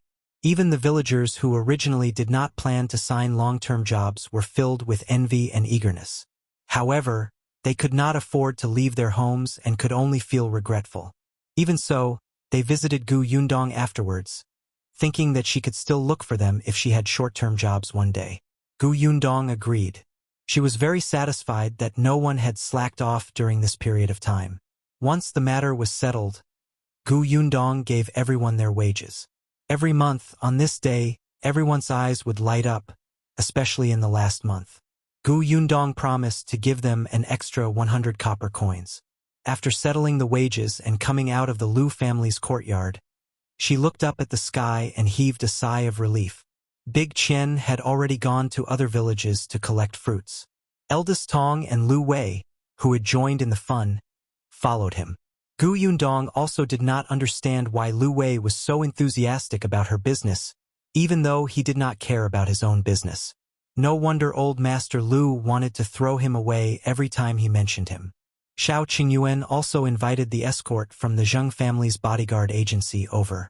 The guy was originally an escort who guided others in martial arts. He could be considered very experienced.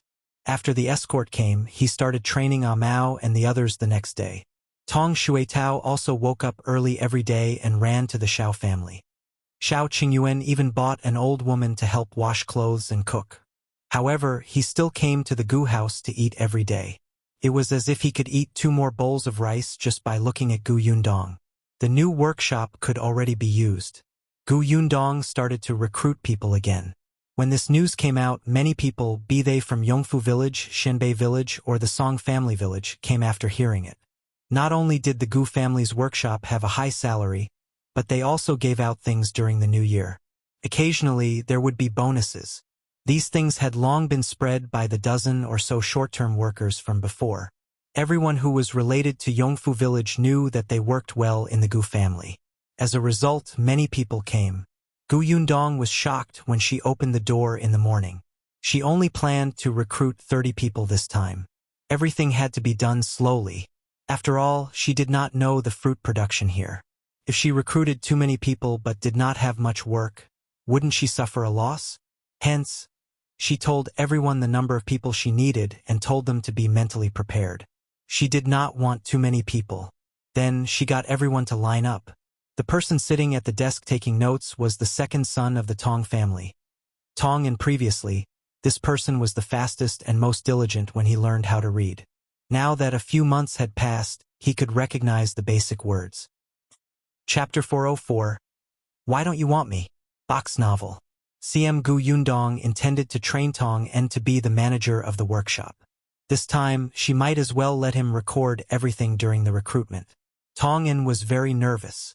He had always been the type to work silently. He did not expect his boss to value him so much. Now that he was holding the brush, he had to restrain himself with all his might to not tremble. The crowd in front was noisy.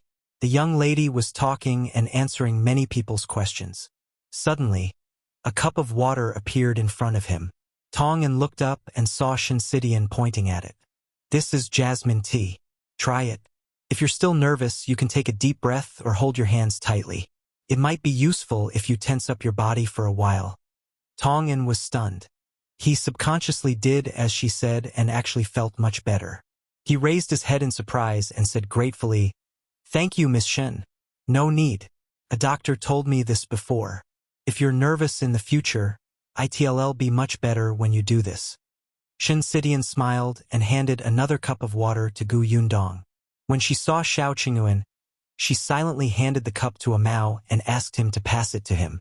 Shao Qingyuan had brought a Mao to suppress the situation.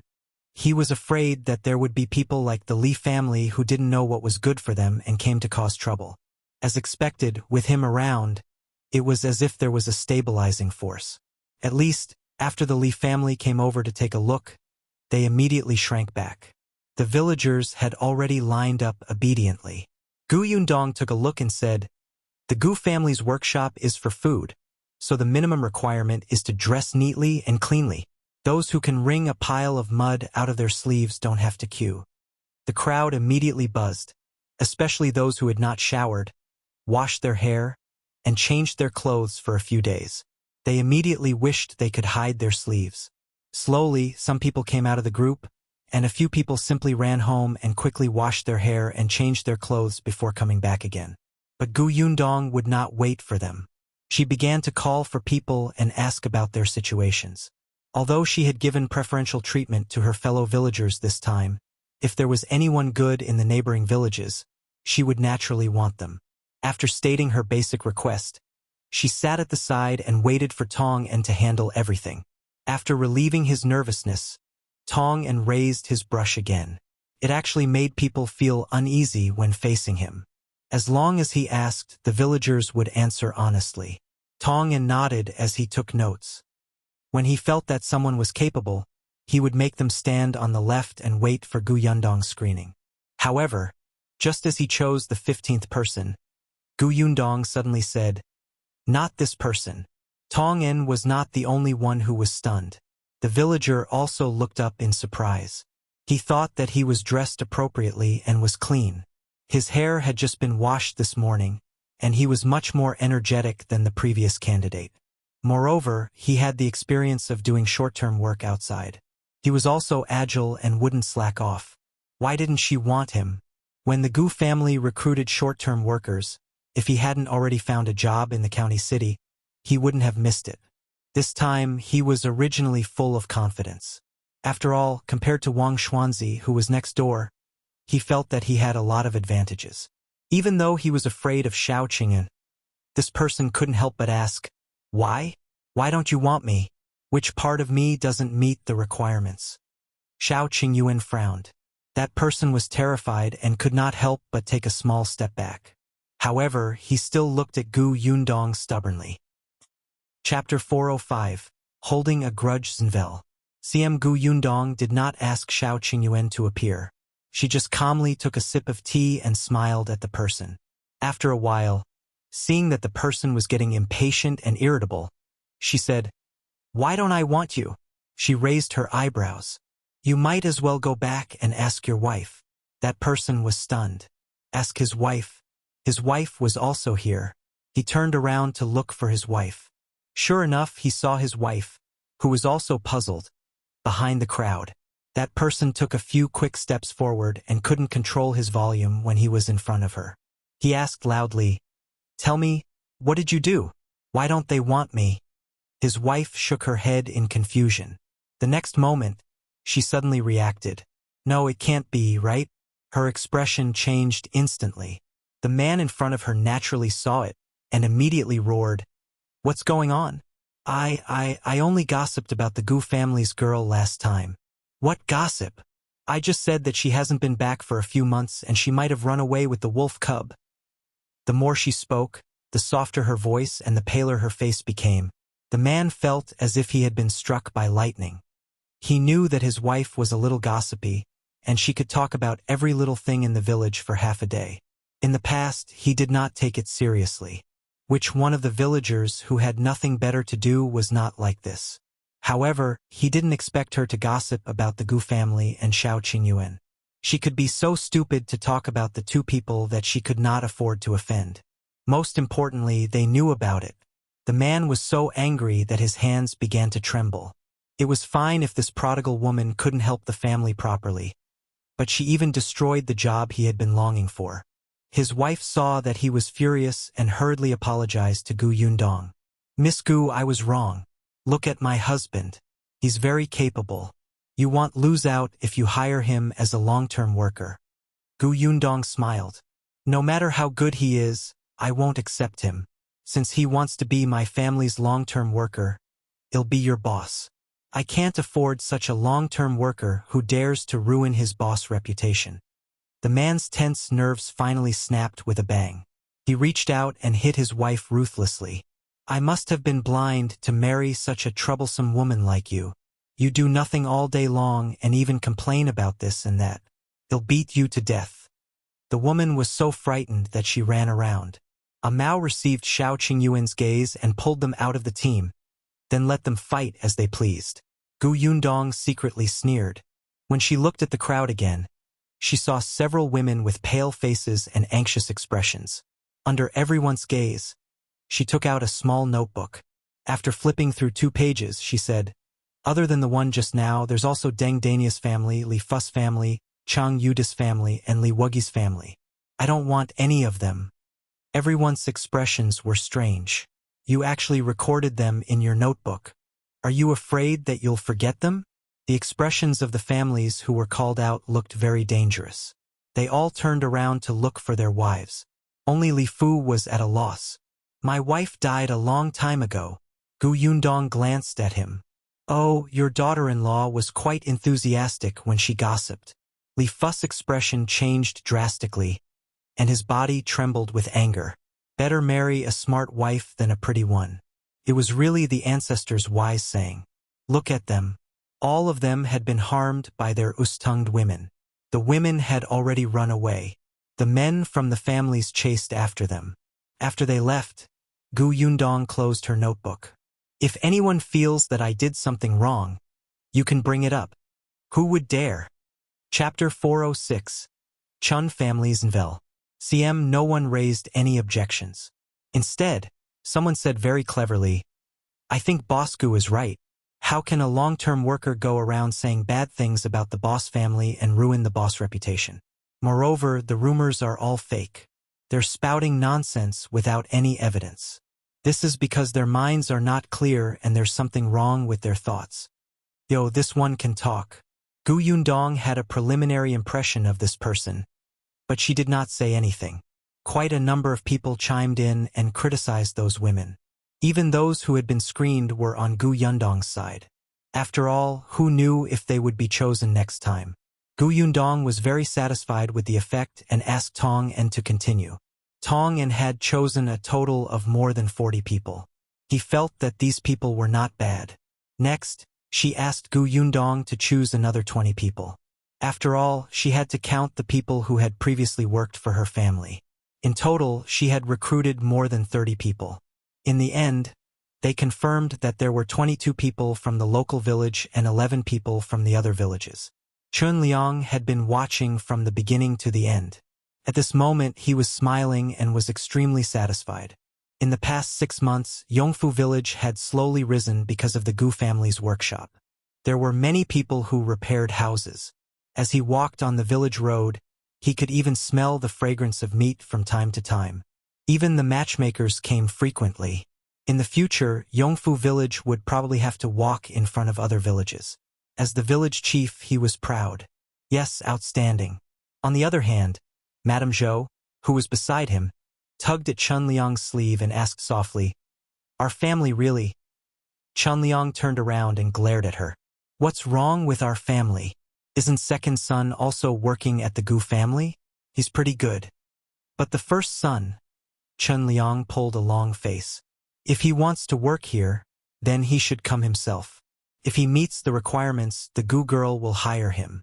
If he doesn't come himself, do you want the Gu girl to invite him? How shameless." Madame Zhou sighed. Her first son had been working in town. Not long ago, a relative of the boss came over and took over the position of her first son. Her first son could only bring his wife and children back. Now, he was doing farm work at home, but how many years had it been since he went to the fields? One could imagine how frustrated he was. He knew that his brother worked in the Gu family for 500 copper coins a month. Although it was not as much as his salary in town, it was not much different. After all, he had worked in town for so long. The Chen family's first son wanted to come, but he could not bring himself to do so. When Madame Zhou saw Gu Yundong last time, she looked haggard and wanted to say something, but she did not say anything in the end. She knew that it was inappropriate. Madame Zhou was not a thick-skinned person and knew Gu Yundong's character.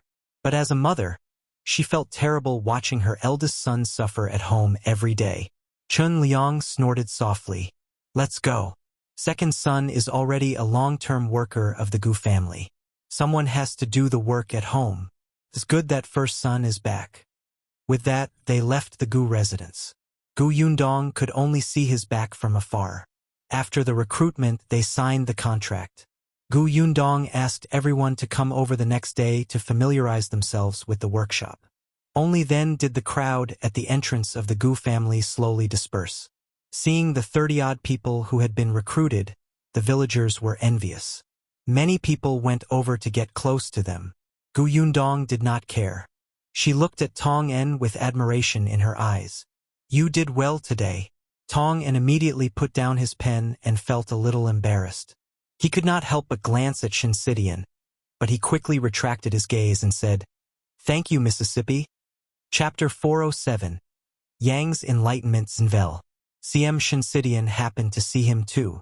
She was slightly stunned when she saw him and smiled. Then, she turned around and went through the door to help pack the stuff. She had already embroidered several handkerchiefs over the past few days. Her embroidery skills were not bad, and even Aunt Ku was amazed.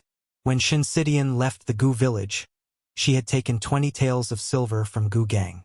Although it was not a small amount, Gu Yundong had paid for her meals and accommodation along the way.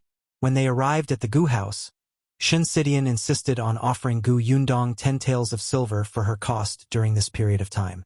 Currently, she only had 10 taels of silver on her. It was really not enough, and she urgently wanted to earn more.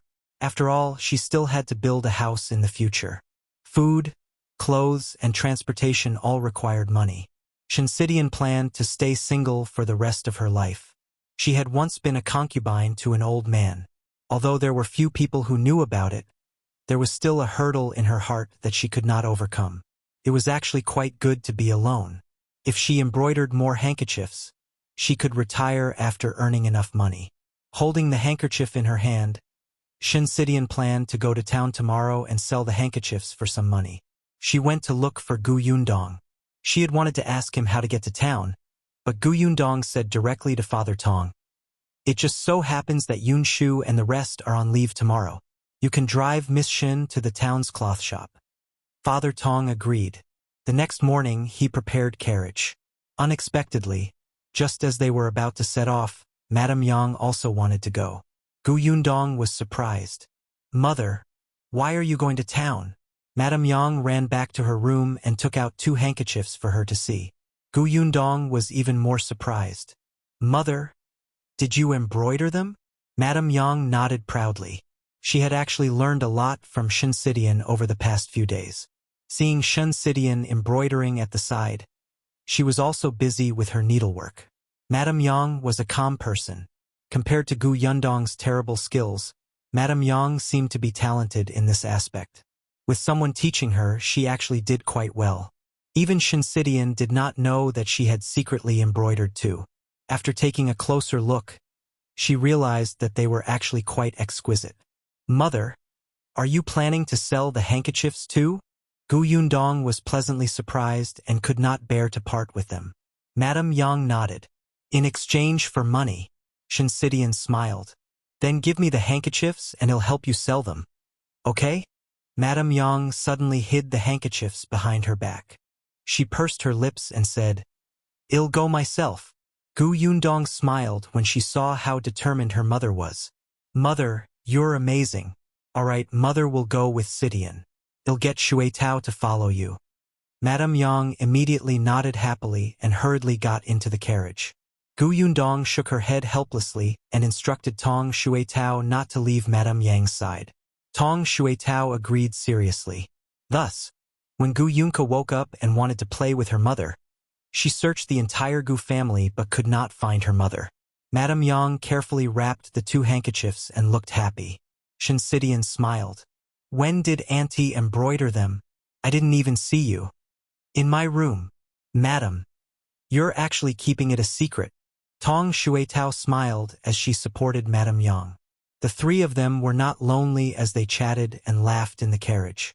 Just as the carriage was about to leave the village, a familiar voice suddenly came from outside. "Father Tong, are you going to town? Can you give me a ride?" Shinsidian lifted the curtain and saw Jiang Yongkang standing outside with a bag on his back. Chapter 408. A Ridesenville. CM Jiang Yongkang looked up and realized that there were 3 women in the carriage. He immediately felt embarrassed. "You're all here. Forget it." Shinsidian asked, "Uncle Jiang, are you going to town?" Jiang Yongkang nodded and smiled gently. "I haven't been back for a long time. I'm going back to see my grandson with some dried mushrooms for them. I dried them myself." He patted the bag on his body. "Then come up. We're going to town too." They had gotten his help last time. Could it be that they were unwilling to even give him a ride? This isn't a good idea. Tong Shui Tao didn't like his hesitation and said, "What's the matter?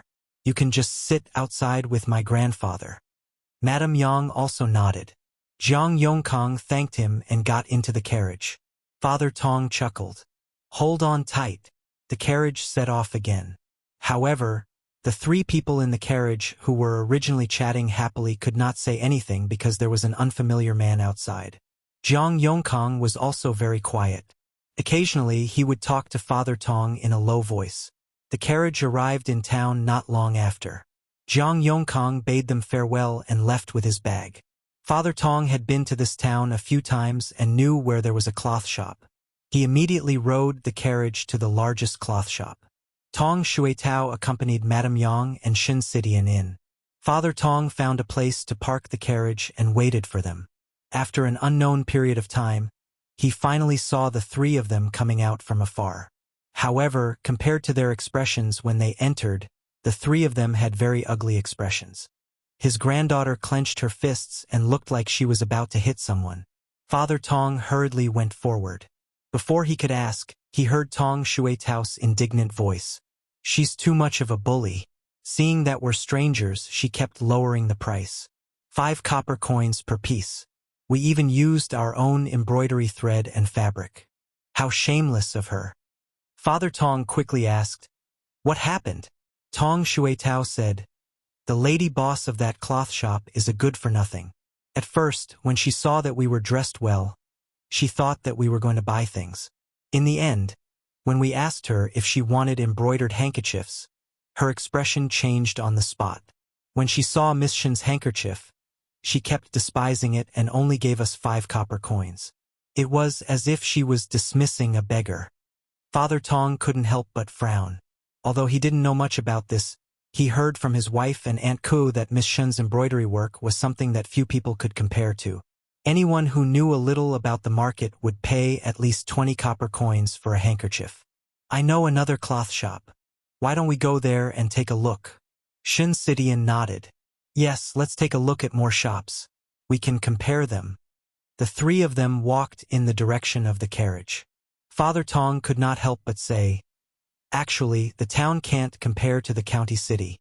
Why don't you go to the county city and ask?" Shinsidian held her forehead. "At that time, I thought that since the town was close, I could just walk over myself. I didn't want to trouble Father Tong to bring me over. Who knew that when Yundong heard that I was coming over, she would ask you to drive me? She didn't expect Madame Yang to follow too. How is this troublesome? I have to send the 2 young masters to school every day. By the way." Shinsidian shook her head. "Yunshu and Yuanji went early. You went in as soon as the city gate opened. You came back immediately after sending them off. I heard that most of the cloth shops in the county weren't open at that time. How could I make you wait?" Chapter 409. Madame Yang is unhappy. When Father Tong heard this, he could not help but rub his head. He chuckled and did not know how to answer. At this moment, a voice suddenly sounded from behind. "Father Tong? Why are you here?" The few of them turned around.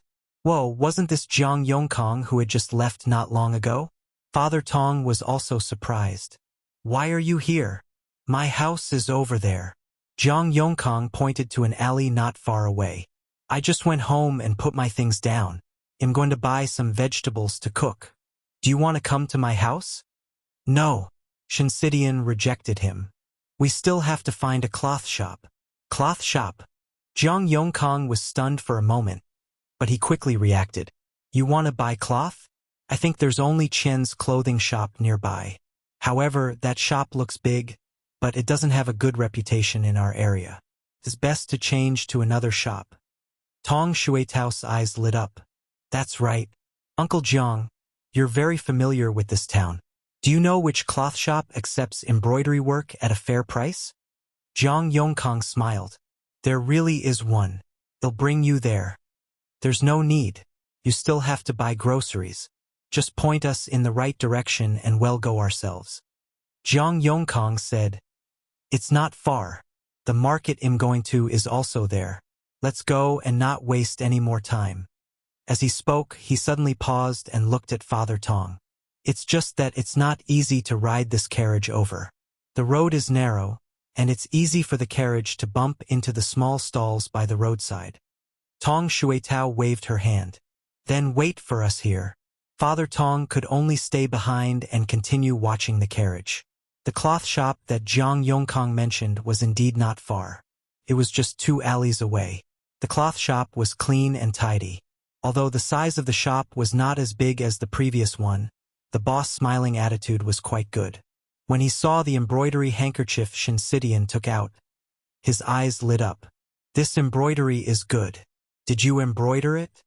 After Shinsidian nodded, the boss was even happier. He bought the embroidered handkerchiefs for 30 copper coins apiece. This was considered a high price in the town. It was higher than Shinsidian had expected. She had embroidered 10 handkerchiefs and earned 300 copper coins. She was still a little excited. After that, the boss took out an embroidery drawing and asked her if she could embroider it. Shinsidian did not expect to receive embroidery work. She looked at the picture carefully and immediately agreed. The boss said that if she could finish the embroidery in half a month, he would give her 1 tael of silver directly. Moreover, he would give her the fabric and thread. Before Shinsidian could say anything, Tong Shuetao's eyes lit up. 1 tael of silver for half a month, 2 taels of silver a month. So embroidery was so profitable? Shinsidian agreed and looked at Madame Yang. Auntie, where's your embroidery handkerchief? The boss was stunned. He looked at the woman who had been silent but looked to be the best dressed among the three of them. Madame Yang took out the embroidered handkerchief shakily and said, 30 copper coins. The boss was speechless. Although this embroidery was not bad, his eyes were sharp. With one look, he knew that it was done by someone new. It was not worth 30 copper coins at all. How about this? They'll give you a total of 30 copper coins for 2 handkerchiefs. Okay? Madame Yang immediately took the handkerchief back with an unhappy expression. Seeing this, Shinsidian quickly gave the boss a look. In a place where Madame Yang could not see, she secretly gave the boss 30 copper coins. The boss could also tell that Madame Yang was different from ordinary people. At first, he thought that this lady wanted to take advantage of him. He accepted Shinsishan's 30 copper coins and immediately said to Madame Yang, I was wrong. This handkerchief is 30 copper coins apiece. They'll pay you now. Chapter 410. Don't disclose your wealths in Vel. Madame Yang looked up and was indeed happy. She happily took the copper coins and counted them one by one. The boss didn't chase her away. He even thought that this person was quite interesting. It seemed that her family also indulged her. In this world, many people with bad brains were despised by their families. This madam was already very happy. Shinsidian and Tong Shuetao looked at each other and did not say anything. After Madame Yang finished counting, the three of them left the cloth shop. Unexpectedly, after walking out of the door, she saw Jiang Yongkang still standing there waiting for them. Shinsidian said, Uncle Jiang, you don't have to wait for us. It's not troublesome. It's still early anyway. How is it? Did it go smoothly? It went well. I have to thank Uncle Jiang. Otherwise, I really wouldn't have been able to find this shop. Jiang Yongkang waved his hand. You're too kind. You even gave me a ride. Otherwise, I'd still be traveling and tiring myself to death. Where else do you want to go? I can take you there. Shinsidian was about to refuse when Madame Yang said, I want to buy something. Buy what? Jiang Yongkang treated her like a child. He was very patient with her and even smiled. Madame Yang counted with her fingers. Pancakes for Kiki. Brush holder for Yunshu and Yuanji. Comb and for Dongdong. That's all. Tong Shuetao choked. But madam, you don't seem to have enough copper coins. Although these items could be bought at a stall, there were 2 brush holders among them. It was hard to say. 60 copper coins seemed to be a lot, but it was not enough to buy everything. Unexpectedly, Madame Yang raised her eyebrows proudly and suddenly took out a money bag. She shook it slightly. I have it. There's silver inside. The few people standing beside her could clearly hear the sound of silver pieces swaying inside. Jiang Yongkang hurriedly said, Quickly put away the money bag. Don't reveal your wealth, lest you're targeted. When Shinsidian heard this, she immediately pressed down Madame Yang's hand and said, Then let's go buy something first. We'll go back early after we're done. Okay. Madame Yang was very happy. Her money was naturally given to her by Gu Yundong. She would return what Gu Yundong gave her in the past and ask her daughter to keep it safe for her. However, ever since she returned from her trip, she would occasionally keep the silver behind. Actually, Madame Yang didn't know how much she needed. She felt that she had saved enough, so she wanted to buy things for the children. Now that Shinsidian and Tong Shuetao did not object, she should have enough money. She looked around the stalls by the roadside. The pastries and comb were easy to buy, and it didn't take long. Brush holders were different. Usually, such things were sold in bookstores. Of course, there were also some in the stalls outside, but most of them were made of bamboo. They were not particular about carving skills like bamboo joints placed there. Madame Yang didn't understand at first. When people said that this was a brush holder, she planned to pay for it. However, how could Shinsidian and Tong Shuetao allow her to be treated like a fool? They could just let Boss Tong cut her into 2 pieces of bamboo later. They asked Jiang Yongkang, who had been following them, and brought Madame Yang to the bookstore. Sure enough, She saw the brush holders in the bookstore that matched her thoughts. They were just expensive. In this day and age, scholars' things were expensive, but Madame Yang was very satisfied. She put everything away in a cloth bag and came out of the bookstore. Let's go home. Dong, Yunshu, Kiki, and Yuanji would definitely be very happy to see the gifts. Just as she was thinking this, their path forward was suddenly blocked. Chapter 4:11. Call for help? Beat them up, Zenvel.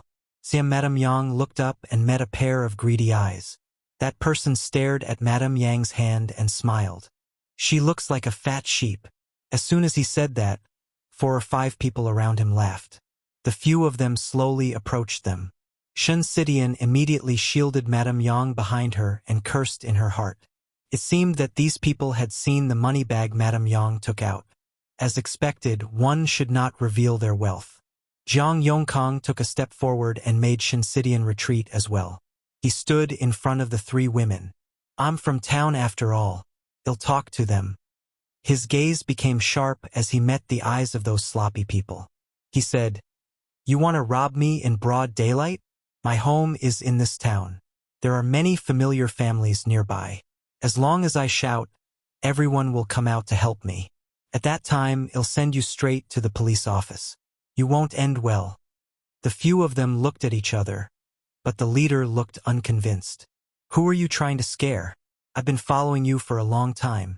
I can tell at a glance that you're not from this town. Otherwise, why would you have to ask someone to find a bookstore? They're not, but I am. The leader sneered. All right, then shout. As he spoke, he rushed over. Jiang Yongkang was about to open his mouth when a gust of wind suddenly flashed behind him. He was stunned for a moment. When he took a closer look, he saw that Tong Shui Tao had already stood in front of him. Miss Tong, don't be afraid. I can call for help. What are you calling for help? Just beat them up. Tong Shui Tao grabbed the wrist that had rushed in front of her and bent it down fiercely. She kicked his stomach and directly sent him flying. The few people who rushed over from behind were stunned. They looked at this woman who was not even as tall as their shoulders in disbelief. However, Tong Shui Tao did not give them a chance to react at all. They did not dare to attack, so she charged at them herself. She was strong to begin with. Now that she had learned from the bodyguard for a few days, the effect was immediate. The escort said that she was very talented. If not for the fact that she hadn't learned martial arts sooner, she might have become an expert. However, she was not bad now. At least she was better than Mao and the others. She stimulated Mao and the others to train day and night. They were afraid that it would be too embarrassing for her to left them far behind. Now that she was facing such lowly people, they were beaten up effortlessly. This was also the reason why Yundong was assured to let Madame Yang go out. With Tong Shui Tao accompanying her, safety could be guaranteed in such a small town. Looking at the hooligans lying on the ground moaning, Tong Shui Tao was disdainful. You're so weak that you're a burden to me even if I use you as sandbags. How dare you try to rob me? You woman! The gangster's hand was almost broken. He was in so much pain that he couldn't speak. Tong Shui Tao pressed a foot on his chest. What do you want to say? Tell me, I'm listening. As she spoke, she exerted force. The hoodlum couldn't breathe, and his eyes began to turn white. Chen Sidian saw that there were more and more people watching the commotion and quickly pulled her back. Let's go. Your grandfather is waiting. Tong Shui Tao nodded and ran to Madame Yang's side, looking like she was protecting her. Chen Sidian looked down at the person on the ground and secretly clicked her tongue. As expected of Yundong's disciple, the master and servant's personalities were becoming more and more similar. She shook her head and quickly followed Madame Yang. After walking for a while, she realized that Jiang Yongkang was not following them. Chapter 4:12. Like a mother's Zenvel. Chen Sidian turned around and saw that the person was still dumbfounded. She turned back. Uncle Jiang. Jiang Yongkang suddenly came back to his senses and blinked blankly. What's wrong? Let's go back. Oh. Jiang Yongkang nodded and followed.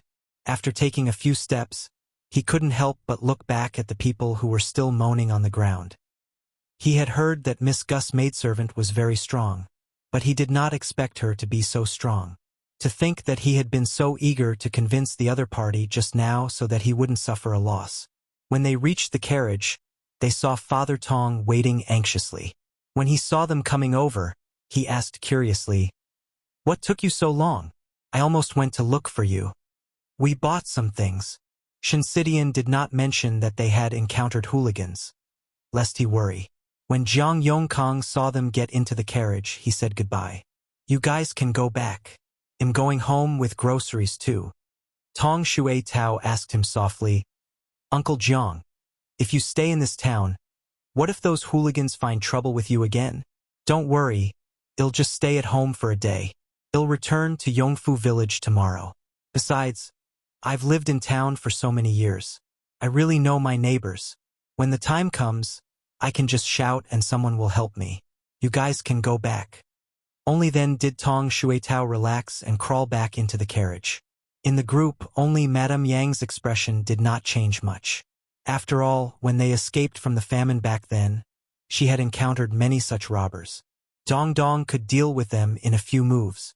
Dong Dong was not by her side today, and she panicked at first. However, when she saw Tong Shuitao attack, looking no different from Dong Dong, she was relieved. At this moment, she was still holding the few things she had just bought preciously. When she reached home, she did not see Gu Yundong. She only saw Gu Yunka pouncing at her. She could not wait to give her the pastry. "Kiki, eat." The little girl was stunned for a moment, and her eyes lit up. "Mother, did you buy it for me?" Madame Yang nodded and held her hand as they walked in. Yunshu and Yuanji were indeed in the study, reading quietly and obediently. Madame Yang dug around in the bag and took out the brush holders. "Here." The two little guys were stunned. They looked at the exquisite brush holders and could not recover for a moment. Madame Yang tilted her head and asked with a frown, "You don't like it?" "I like it, of course I like it." The two of them hurriedly nodded and reached out to take the brush holders. Yunshu's eyes were a little red. He went over and hugged Madame Yang's waist. "Mother, you're the best." He could feel that ever since his mother came back, her illness did not seem to be as serious as before. She was becoming more and more like a mother. Madame Yang chuckled and quickly let go of him to look for Gu Yundong. Only the comb was left. Coincidentally, Gu Yundong had just returned from the workshop. Everyone had come to work today, so she assigned the jobs first. She planned arrange the work in the form of an assembly line. Each person would be in charge of a portion. This way it would be more efficient and the method would not be leaked. However, just as she returned from her work, Tong Shuitao came over and told her about meeting hooligans in town. Gu Yundong's expression changed slightly. Without another word, she immediately walked in. Worried, she went to look for Madame Yang to see if she was injured. Tong Shuitao opened her mouth. There was actually something she didn't say. Chapter 413. Warm and Lively Zenvel. Although 30 copper coins was not much for the current miss, it did not seem good for Miss Shen to give it to Madame for nothing. But on the way back, Shinsidian reminded her not to tell anyone. She had been eating and living in the Gu house for so long, and Gu Yundong had only accepted a small amount of accommodation fees from her. She already felt bad. There was no need to mention the 30 copper coins. Although Tong Shuitao understood, she was still very conflicted. After all, she was the young Miss maidservant. No matter how small the matter was, she should tell the young miss. Over the past few days, she had been practicing martial arts at the Shao family's house. Her future master-in-law often reminded them of this. Thinking of this, Tong Shuitao suddenly became determined and immediately ran in. Gu Yundong was holding the comb that Madame Yang had given her and smiling. She had naturally noticed the problem that Gu Yunshu had discovered long ago. Although Song Dajiang had not completely cured Madame Yang, Madame Yang's situation was indeed developing in a good direction after the last treatment. Now, she actually knew how to buy gifts for everyone. Moreover, the gifts were considerate. She did not know how long her mother had been thinking about it. Gu Yundong cherished the comb and put it away. Only then did she look up and meet Madame Yang's gaze that was begging for praise. Did mother embroider the handkerchiefs just to buy these? Madame Yang nodded vigorously. Your mother. Yundong held her hand. Yes, mother is great. You've worked so hard. They'll cook tonight and make delicious food for you. Okay? Yunka, who was offering a bite of the pastry to his brother, immediately turned around and ran over. I'll cook too. I know how to do it. Aunt said that Kiki is very capable. Yundong patted her head. All right, let's do it together. Ever since she bought the Tong family, almost every meal was cooked by the Tong family's mother-in-law and daughter-in-law. Yundong had not cooked for a long time. Since she was happy today, she washed her hands early and kneaded the dough. The little girl was also kneading the dough at the side and crushing the small doughs one by one. With the flour on her face, she looked exceptionally soft and cute. Her mother said that she wanted to eat dumplings, so they would make dumplings today. Although Yunka didn't know how to make dumplings yet, she could still put the vegetables and meat into the covers. Not only did Yundong prepare dumplings, but she also prepared noodles and Shao Qingyuan's favorite egg-fried rice. Anyway, there were many people, so it would be lively to eat together. Tong Shui Tao had told Yundong about the 30 copper coins, but she did not intend to return the money to Shinsidian if she could live comfortably in the Gu family.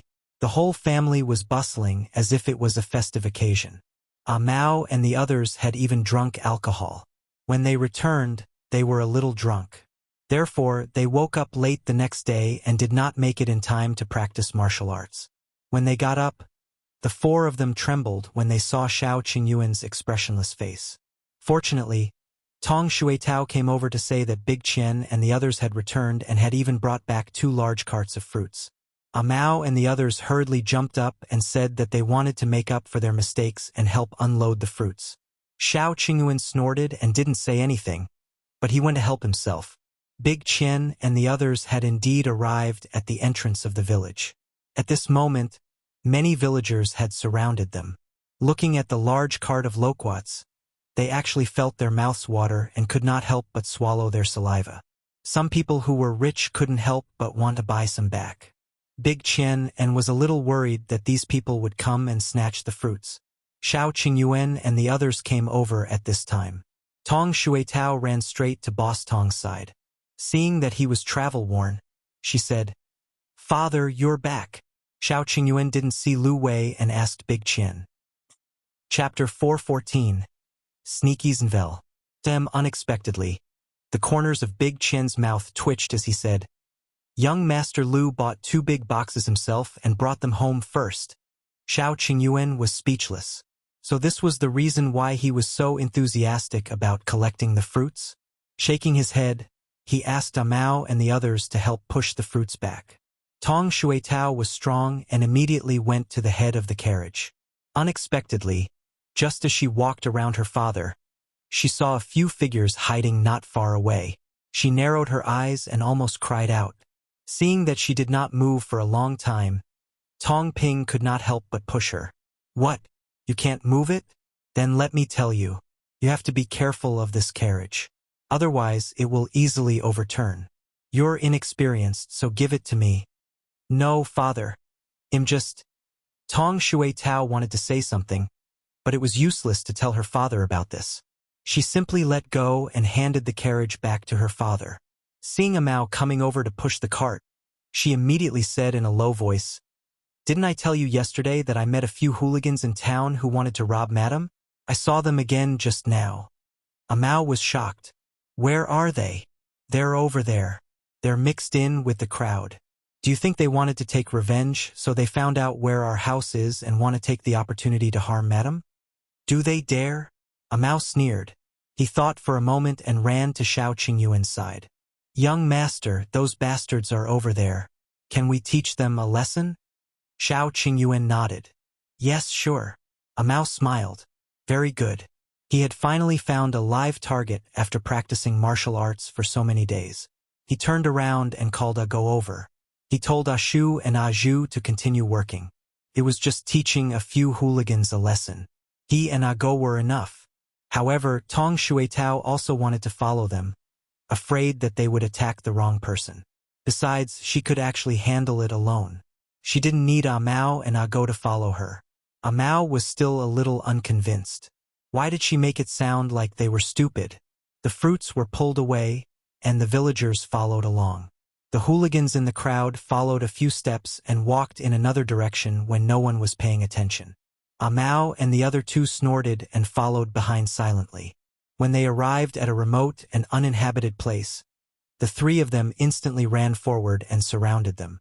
The hooligans were still a little confused. They looked at Mao, who was standing at the front, in confusion. They frowned and shouted, "What are you doing? Do you want to fight? What are you talking about?" Tong Shui Tao walked over from behind and looked at them with disdain. As soon as they saw her, the hooligans immediately understood, and a trace of fear flashed across their faces. The next moment they turned around and ran. They were smart enough to split up out. However, Mao had brought Go along. 3 people against 6 people, 2 each. "Tell me, why did you come to our village? Are you trying to take revenge on me?" Tong Shui Tao asked. The hooligan leader shook his head like a rattled drum. No, we were just passing by." "Do you think you're a fool? Or do you think we're fools?" Mao slapped his head hard. "Tell me the truth, or I'll hit you. I really didn't want to take revenge. You guys are so powerful. Do we dare? We just saw that there were a lot of fruits shipped over and wanted to steal some." The others quickly nodded. Mao sneered. "If you want to steal the fruits, you should have followed the carriages. Why did you run out alone?" Tong Shui Tao said, "I think they're here to take revenge on us. When we left yesterday, you guys even glared at us. Your gazes were fierce. There must be a conspiracy. Then let's fight." Chapter 4:15. Someone instigated us Zenvel. The few of them started beating the hooligans up without saying a word. They even specially hit the places that hurt. The few hooligans immediately wailed like ghosts and howled like wolves. They covered their heads and fled. Stop, we really don't want to take revenge." No one listened, and they still attacked without hesitation. "We're here to find someone." Tong Shui Tao snorted coldly. "I know. You came to look for us, but you still said that you didn't come to find trouble with us? You were beaten up by me yesterday. Did you really want to get back and snatch some money back?" No, we didn't want to rob at all. We just took their money to put on a show. It was unknown which hooligan couldn't take it anymore and shouted, "Shut up and stop talking nonsense." Tong Shui Tao, Mao and Go stopped what they were doing at the same time. They looked at the person who had let it slip. Their eyes were still glowing with danger. The hooligans immediately felt their hair stand on end, as if the 3 of them were much more terrifying than before. Mao covered the boss' mouth and dragged him to the side. Go and Tong Shui Tao blocked the rascal who had let the cat out of the bag and asked with a bloody expression, "You took someone's money and pretended to rob us, right? Tell me who paid you." The leader of the hooligans was whimpering when Mao punched him so hard that he vomited. This scene frightened the gangster so much that he didn't hesitate at all. He confessed while trembling, "It's that Jiang guy. The man who was with you yesterday, really? Otherwise, why would we come to Yongfu village? It's all because we were beaten up yesterday. In the end, we didn't see him at his house, so we came to Yongfu village to find him." Tong Shui Tao was stunned. She looked at the sincere hooligan in shock. "Are you serious?" "Yes, absolutely." That person nodded hurriedly. Tong Shui Tao frowned, feeling that it was unbelievable. Jiang Yongkang looked very refined. When he spoke to them, he had always been soft-spoken and patient. If they did not know his family's situation, anyone who saw him for the first time would think that he was a scholar or a teacher. Although Tong Shui Tao did not like people who spoke gently, she still felt that the other party was a very good and friendly person. But now, someone was telling her that this person had colluded with hooligans to rob them? She looked at the hooligan. Why would he do that? How would I know? The hooligan wanted to cry. He wants us to block your way and wait for him to call for help. Then we'll run away in fear. That's all. The cats and dogs looked at each other. Was he trying to save the damsel in distress? 3 heroes, I've said everything I know. Can you let us go? We really didn't want to take revenge on you. We can't take revenge on you all. After witnessing Tong Shui's martial arts, no matter how ignorant they were, they wouldn't rush to find trouble. Wasn't this asking for death? Tong Shuitao frowned and kicked his butt. Get lost, get lost. Don't let me see you again or you'll be unlucky. The few of them hurriedly stood up and helped the boss, who had vomited until his face was pale, run away. What does that Jiang guy mean? Ago asked. Mao didn't know either. He glanced in Jiang Yongkang's direction and said, Let's go back first and ask Miss and young master how to deal with this. The two of them nodded and quickly ran towards the Gu family. Chapter 416. Why did you do this, Sinvel? CM Gu Yundong was still in the workshop when the loquats arrived. Those things were not easy to keep fresh, so they had to be made into dried loquat sauce and canned loquats. The assignments of the workers had already been explained the day before. Now everyone was in their positions. They washed the fruits, tore off the skins, removed the cores, dried them and steamed them. Everyone was busy.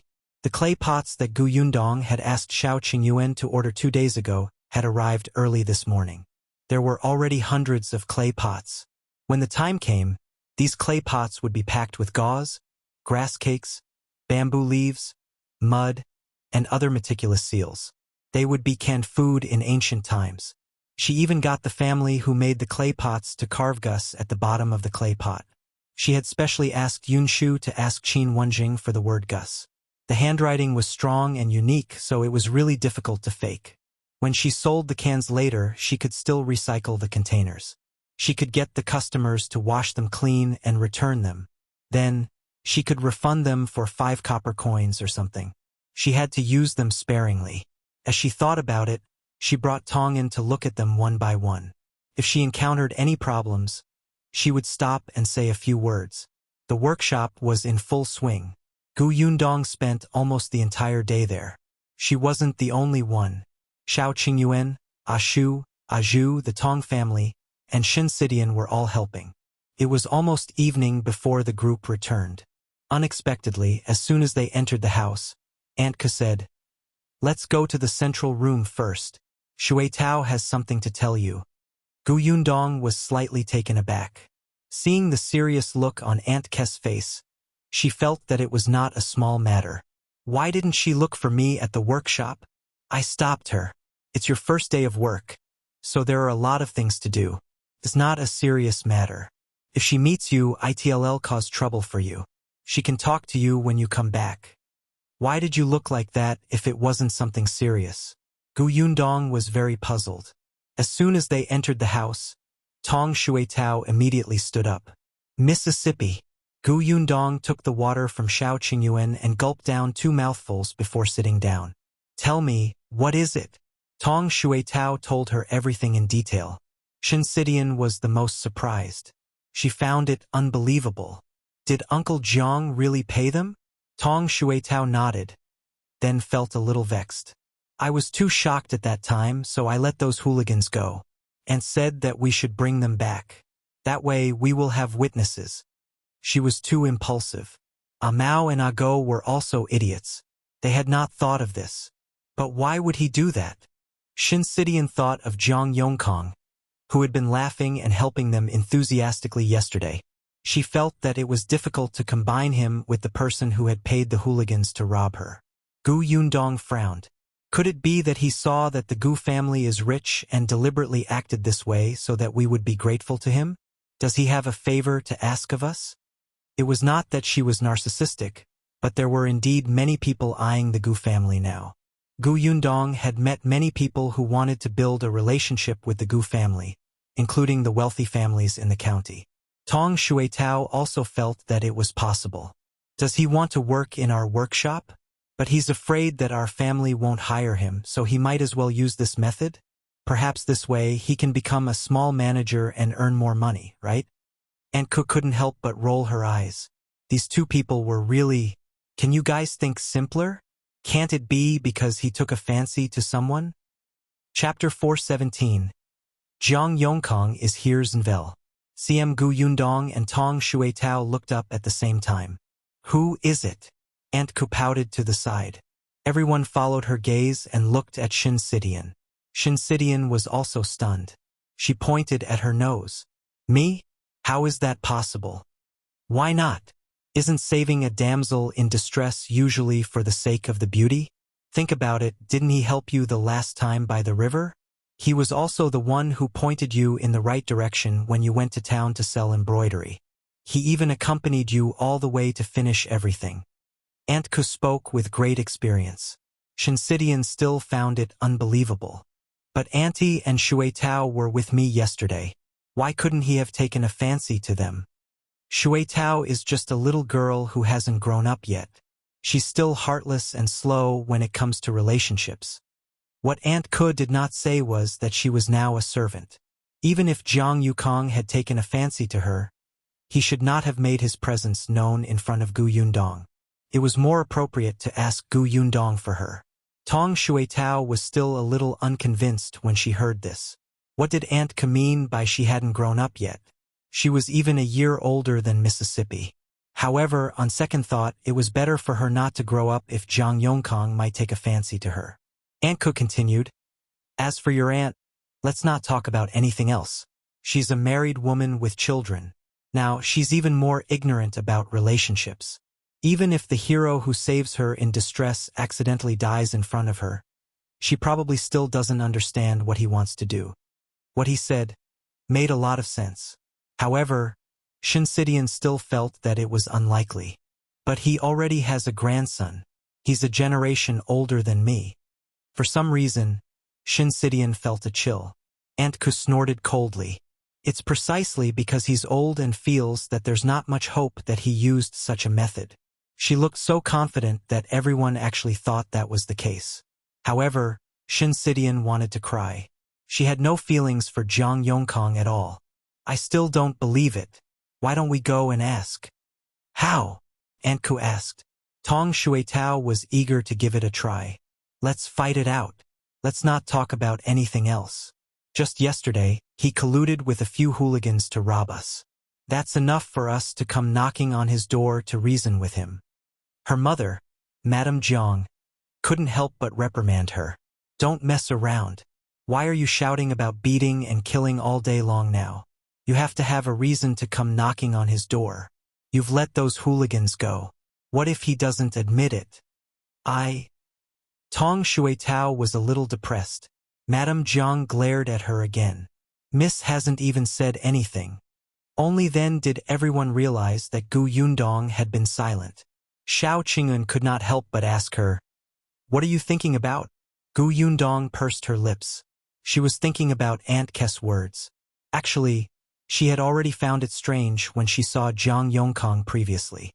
According to Aunt Ku, before they returned to Yongfu village, she had only seen Jiang Yongkang twice in more than a month. However, they had only been back for a few days, but they bumped into him every other day.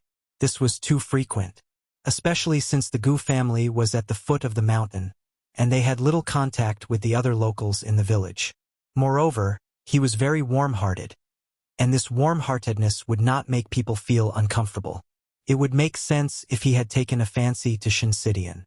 A thought suddenly flashed across Gu Yundong's mind, but it was too fast for her to grasp it. Just as she was about to think about it, a Mao ran in and said to everyone, "Jiang Yongkang is here. He's just outside the door. Miss, should we let him in?" Chapter 418. Apologize, Zenvel. CM Gu Yundong sat up straight. "Let him in." When Jiang Yongkang came over, Madame Jiang, who was a servant, brought Tong Shui Tao out. Only Gu Yundong, Shao Qingyuan, and Shinsidian were left in the central room. Even Aunt Ku had left. When Jiang Yongkang came in, his face was ashen and he looked a little haggard. After he entered, he glanced at Shinsidian, whose expression changed slightly, and she clenched her fists tightly. "Sit." Gu Yundong pointed to a chair at the side. Jiang Yongkang smiled bitterly. She had stopped calling him Uncle Jiang. He lowered his head slightly, rubbed his hands, and said uneasily, "I want sit. I came here today to apologize to Miss Shin." Shin's expression was tense, and her voice turned colder. "What are you trying to say?" I know I did something wrong yesterday. I shouldn't have asked those hooligans to scare you. As he spoke, he paused and took a deep breath. It's just that since the first time I saw you, I've liked you. I know that I'm letting my imagination run wild. I'm already so old and have children and grandchildren. You want like me. If I rashly propose marriage, I might be chased out. That's why I took a crooked path and thought of that method. Shin Sishin's expression turned even uglier. Looking at Jiang Yongkang at this moment, she inexplicably thought of Gu Gang. Even though Jiang Yongkang was much younger than Gu Gang, the feeling of being liked by her elders was simply terrible. As Jiang Yongkang spoke, he covered his face. After a while, he said, I'm too ashamed to see you again. I came here today to apologize to you. You can punish me however you want. He bowed deeply and stood there with his head lowered, looking like he was letting Shinsidian hit and scold him. Gu Yundong and Shao Qingyuan looked at each other and then at Shinsidian. After all, this was her business and Gu Yundong could not interfere too much. Shinsidian only felt very annoyed. Her previous respect for Jiang Yongkang instantly disappeared. She stood up and said, Please don't appear in front of me in the future. Jiang Yongkang looked up in shock. When he met Shin Sishin's rejecting gaze, his eyes darkened. After a long time, he said in a hoarse voice, Okay. Then, he apologized again, turned around, and strode away. However, Shinsidian seemed to have run out of energy and fell back into her chair. What's going on? Aunt Ku came out of nowhere. She must have heard a lot. She walked to Shin Sishin's side and patted her shoulder. You're good-looking and have a good personality. It's normal for someone to like you. It was just that this person was overestimating himself. He was simply a toad lusting after swan meat. How could a beautiful young lady take a fancy to an old uncle? I just feel uncomfortable. I feel uncomfortable all over, Shinsidian said weakly. Then why did you let him off so easily? Gu Yundong asked. What else? Do you think I should beat him up? She only wanted to draw the line between them quickly and did not want to pester him at all. Why not? It's good to kick him twice. It's not too much to teach him a lesson for what he did yesterday. Anyway, if it were her, Gu Yundong would have wanted to hit him. She suddenly thought of Shao Qingyuan. She narrowed her eyes and turned to look at him. Shao Qingyuan had actually been looking at her. Whenever Gu Yundong was present, his gaze was mostly on her. Therefore, when he saw her get up and go to the backyard, he followed her when no one was looking. Chapter 419. The two children want return to Zenvel. CM as soon as they reached the backyard, he couldn't help but hold her hand. It seemed that ever since they held hands last time, Shao Qingyuan would always think of ways to hold her hand. Gu Yundong looked down but did not take her hand back. She just glanced at him with a faint smile. I suddenly remembered something. What is it? Shao Qingyuan felt that her small hand was especially smooth and tender. Holding it made him feel satisfied and he couldn't bear to part with it. Tell me, did you also play some tricks? For example, 3 wild boars turned into 2. You clearly had money, but you didn't eat well or wear good clothes. Did you deliberately appear in front of me frequently? Shao Qingyuan's face tightened, and he stopped kneading her hand. He looked up and met her raised eyebrows. His voice lowered slightly. That was a legitimate, small trick. Jiang Yongkang's was illegitimate. I didn't expect you to be such a scheming man. The corners of Shao Qingyuan's mouth tightened. You hate it. Hate it? Not really. She was even a little happy. This man, who had tried all means to attract her attention, had actually satisfied her little vanity. Gu Yundong. You're a white lotus who is so pretentious after taking advantage of him. I despise you 10,000 times. After despising herself, Gu Yundong threw the thought aside. Shao Qingyuan acutely sensed the change in her emotions, especially when he saw the corners of her mouth curl up slightly. He suddenly heaved a sigh of relief. He held her hand tightly and pulled her into his arms. Gu Yundong's nose was instantly filled with his scent. She heard his low voice. I won't do anything that might hurt you. It was impossible to find some hooligans like Jiang Yongkang did to fulfill his dream of saving the damsel in distress. What if they scared her? Gu Yundong's smile widened. Of course. Shao Qingyuan was many times better than Jiang Yongkang. Cough, cough. Suddenly, light coughs came from the side. Gu Yundong and Shao Qingyuan turned around at the same time and saw Aunt Ku standing at the entrance of the courtyard with a look of disdain. You're not married yet. Control yourselves.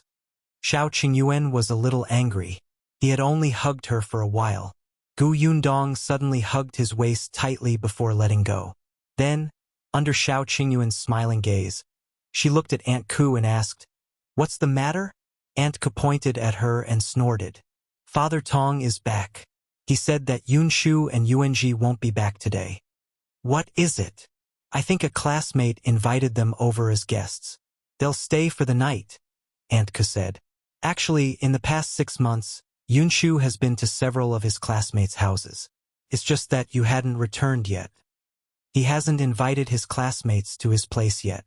I heard that it's Yunshu's birthday in a few days. Should we invite his classmates over as guests?" Gu Yundong was stunned. Birthday? Damn it, she had almost forgotten. Not only did she not remember Gu Yunshu's birthday, but she also did not remember her own. In her previous life, she grew up in an orphanage and did not even know the exact date of her birth. The date on her identity card was random. Hence, she had never celebrated a birthday since she was young. Occasionally, when she saw those scenes on television, she would vaguely remember that there was such a day that belonged to her. If she had a sudden impulse, she would treat that day as her birthday and make a small cake to eat alone in the apartment. Now that she had a family in this life, birthdays seemed to have become especially important. She recalled carefully and secretly heaved a sigh of relief. Fortunately, other than Yunshu, her family's birthdays were in the second half of the year. Chapter 420. New goods in the shops in Vel. Alright, let's wait for Yunshu's birthday. We'll invite his classmates to our house. Gu Yundong was actually looking forward to it. In fact, Yunshu had not really celebrated his birthday. In the past, when she was in old Gus' family, Madame Zhao always said that their family was poor. If so many people celebrated their birthdays, how much money would it cost? However, she had actually been secretly celebrating birthdays for the children of the second and third branches. Every time it was Gu Da's or Gu Dahu's children's birthday, they would be able to eat an egg. Their branch didn't have it, but Gu Da Jiang remembered it. He would come back from the county city and buy 2 sweets for the children to eat. Even so, he would always be scolded by Madame Zhao. Therefore, a proper birthday celebration was a luxury for their branch. Now that they were in Yongfu village and had more money, Gu Yundong naturally wanted to make up for what they did not have in the past. Therefore, the next day, she brought the newly made loquat cans to the county city. She went to the shop first. The business in the shop had stabilized, but it was still booming. The rich people in the county city had not given up on buying white sugar here before going to the prefectural city to sell it, even though they could only buy 5 caddies a day. However, white sugar would not be the main product very soon. There would be all kinds of dried fruits and preserved jams. When Zhuangzi saw her coming over, he immediately greeted her with a smile. Gu Yundong nodded slightly. Very good. Now, his smile no longer looked wretched. Shopkeeper Jiang, this is canned loquat. The workshop has just started making it, so there's not many. There might be other canned fruits or dried fruits or fruit jam next. We have to find an opportunity to promote the new products. Think about it in the next 2 days and see how to make it effective. Gu Yundong took out a can, opened it and poured out the pulp for Yongkang and Zhuangzi to try. The 2 of them took a bite and their eyes lit up. This is delicious. Delicious. Zhuangzi couldn't wait to take a second bite. Gu Yundong patted his hand. He laughed dryly and put the spoon back in embarrassment. He even took a look at Yongkang. Although Yongkang's eyes were shining and he looked like he still wanted to eat, he tried his best to restrain himself. Instantly, Zhuangzi felt a little sad. Indeed, there was still a long way to go to become a shopkeeper. The loquat has the effect of moistening the lungs and stopping coughing. The loquat ointment in the pharmacy is quite expensive, and it is not delicious. Boss, there's white sugar in this can of loquat, right? Gu Yundong nodded. Indeed, so the price of this canned loquat cannot be cheap. Boss, don't worry. Even if it's not cheap, there will definitely be many people who will buy it. Yongkang was very confident. Not only could the loquat be eaten, but the sugar water was also delicious. The wealthy families in the county might even fight for it. Yundong handed the matter of the new products to Yongkang before bringing the canned food to Qin Wenzheng's school. Madame Gu was very happy to see her. My husband is in class. He'll be resting in 15 minutes. Take a seat and wait for him. She poured some tea for Gu Yundong and called Qin Anning over to meet her. Qin Anning liked Gu Yundong a lot, especially since she had so much fun at Yongfu village the last time. She yearned to go there again. Gu Yundong smiled. You want to go? Sure. As long as your parents have no objections, you're welcome anytime. Qin Anning turned to look at Mrs. Gu, who sighed and thought to herself that her daughter was definitely born of the wrong gender. She should be a boy. As she was thinking, she saw Qin Wenzheng striding over. It's good that you're here. I was thinking of going to Yongfu village to meet you later. Chapter 421. Can't laugh at Yunshu's Nvel. CM Gu Yundong asked, Are you looking for me? Yes. Come with me to the study. Gu Yundong stood up suspiciously and followed Qin Wenzheng. When she reached the study, she saw him take out 2 letters. One of them had been opened, and the other was still intact. Qin Wenzheng pointed at the open letter and said, This is General Zhao's reply. Came from the capital. He said that your father did help him catch the bandits back then, but unfortunately he was transferred back to the capital later. He originally wanted to bring your father along, but your father wanted to stay in Qingyuan Prefecture to look for you, so the 2 of them parted ways. Even though she was mentally prepared, Gu Yundong was still a little disappointed. Qin Wenzheng said, Before General Zhao left, he lent Gu Jiang 30 taels of silver, so his life shouldn't be a problem. However, ever since General Zhao left, he hasn't contacted your father again. Gu Yundong exhaled slowly. Got it. Is there any news from the Xuanhe Prefecture? Qin Wenzheng shook his head regretfully. No. Then, she pushed another letter over. This is from Dr. Song. He has already arrived in the capital and entered the Imperial Hospital again. Gu Yundong quickly took the letter and opened it. Song Dijiang's letter was also very simple. He said that he had entered the Imperial Hospital and had also searched the Imperial Pharmacy. Unfortunately, there was no Baimuzi. However, he had heard from another Imperial physician in the Imperial Hospital that there seemed to be one in the warehouse of the Wanqing Prefecture. If it was convenient, she could see if she could buy it. A smile appeared on Gu Yundong's face as she became slightly excited. Qin Wenzheng took a sip of tea. Seeing this, he couldn't help but raise his eyebrows. Why? Is there good news? Gu Yundong nodded repeatedly. Yes. Dr. Song said that there is Baimuzi in Wanqing Prefecture. So, you plan to go to Wanqing Prefecture personally? That's right. You're really good at traveling. How long have you been back? Qin Wenzheng muttered. When are you preparing to set off? After Yunshu's birthday in a few days. Speaking of the birthday, Gu Yundong suddenly remembered her business here. She put away the letter and asked Qin Wenzheng if she could invite Yunshu's classmates to Yongfu village. Qin Wenzheng did not care. We'll have to ask the other students. He got someone to bring Gu Yunshu and Bian Yuanji over. The 2 of them were puzzled at first until they saw Gu Yundong and heard that it was about his birthday celebration. Gu Yunshu almost jumped up. He could even get all his classmates to go to his house. He could not wait to run back to the school and hurriedly invited everyone. After everyone agreed, he ran back to Gu Yundong. The students in the school waited for him to leave. Among them, more than 10 of them had strange expressions. Jiang saw this and called all of them out. He walked to the side and said in a low voice, Yunshu invited us out of goodwill. This time, we can't be as rude as when we visited the Chang'ing family last time. Everyone nodded. We want. I really didn't do it on purpose last time. It was my first time going to a village. I didn't know that the house was so dilapidated, so I let it slip. This time, I won't make a fuss and hurt their self-esteem. Yes, we know what we're doing. These 10 or so people were all students from the county city, and 2 of them were from the prefectural city. After all, Qin Wenzheng's reputation was not well known. Most of the people who knew of his achievements were from the county city. However, these children had almost never been to the villages below. The one who had left the deepest impression on them was Gao Chengying's family. In the end, they did not pay attention and said something embarrassing. Chapter 422. Gu Yunshu is very poor Zenvel. Actually, Yunshu came to school in a carriage every day. There were also servants at home. Originally, no one would associate him with a dilapidated house. But Gu Yunshu said that he was poor every day and was saving copper coins every day. He even promoted his school bag and told others that he was helping the auntie next door in the village expand business. He would collect 10 copper coins as the errand fee. He found every opportunity to say that his eldest sister was the only one in the family who had worked hard to support the family. He had not found his father yet.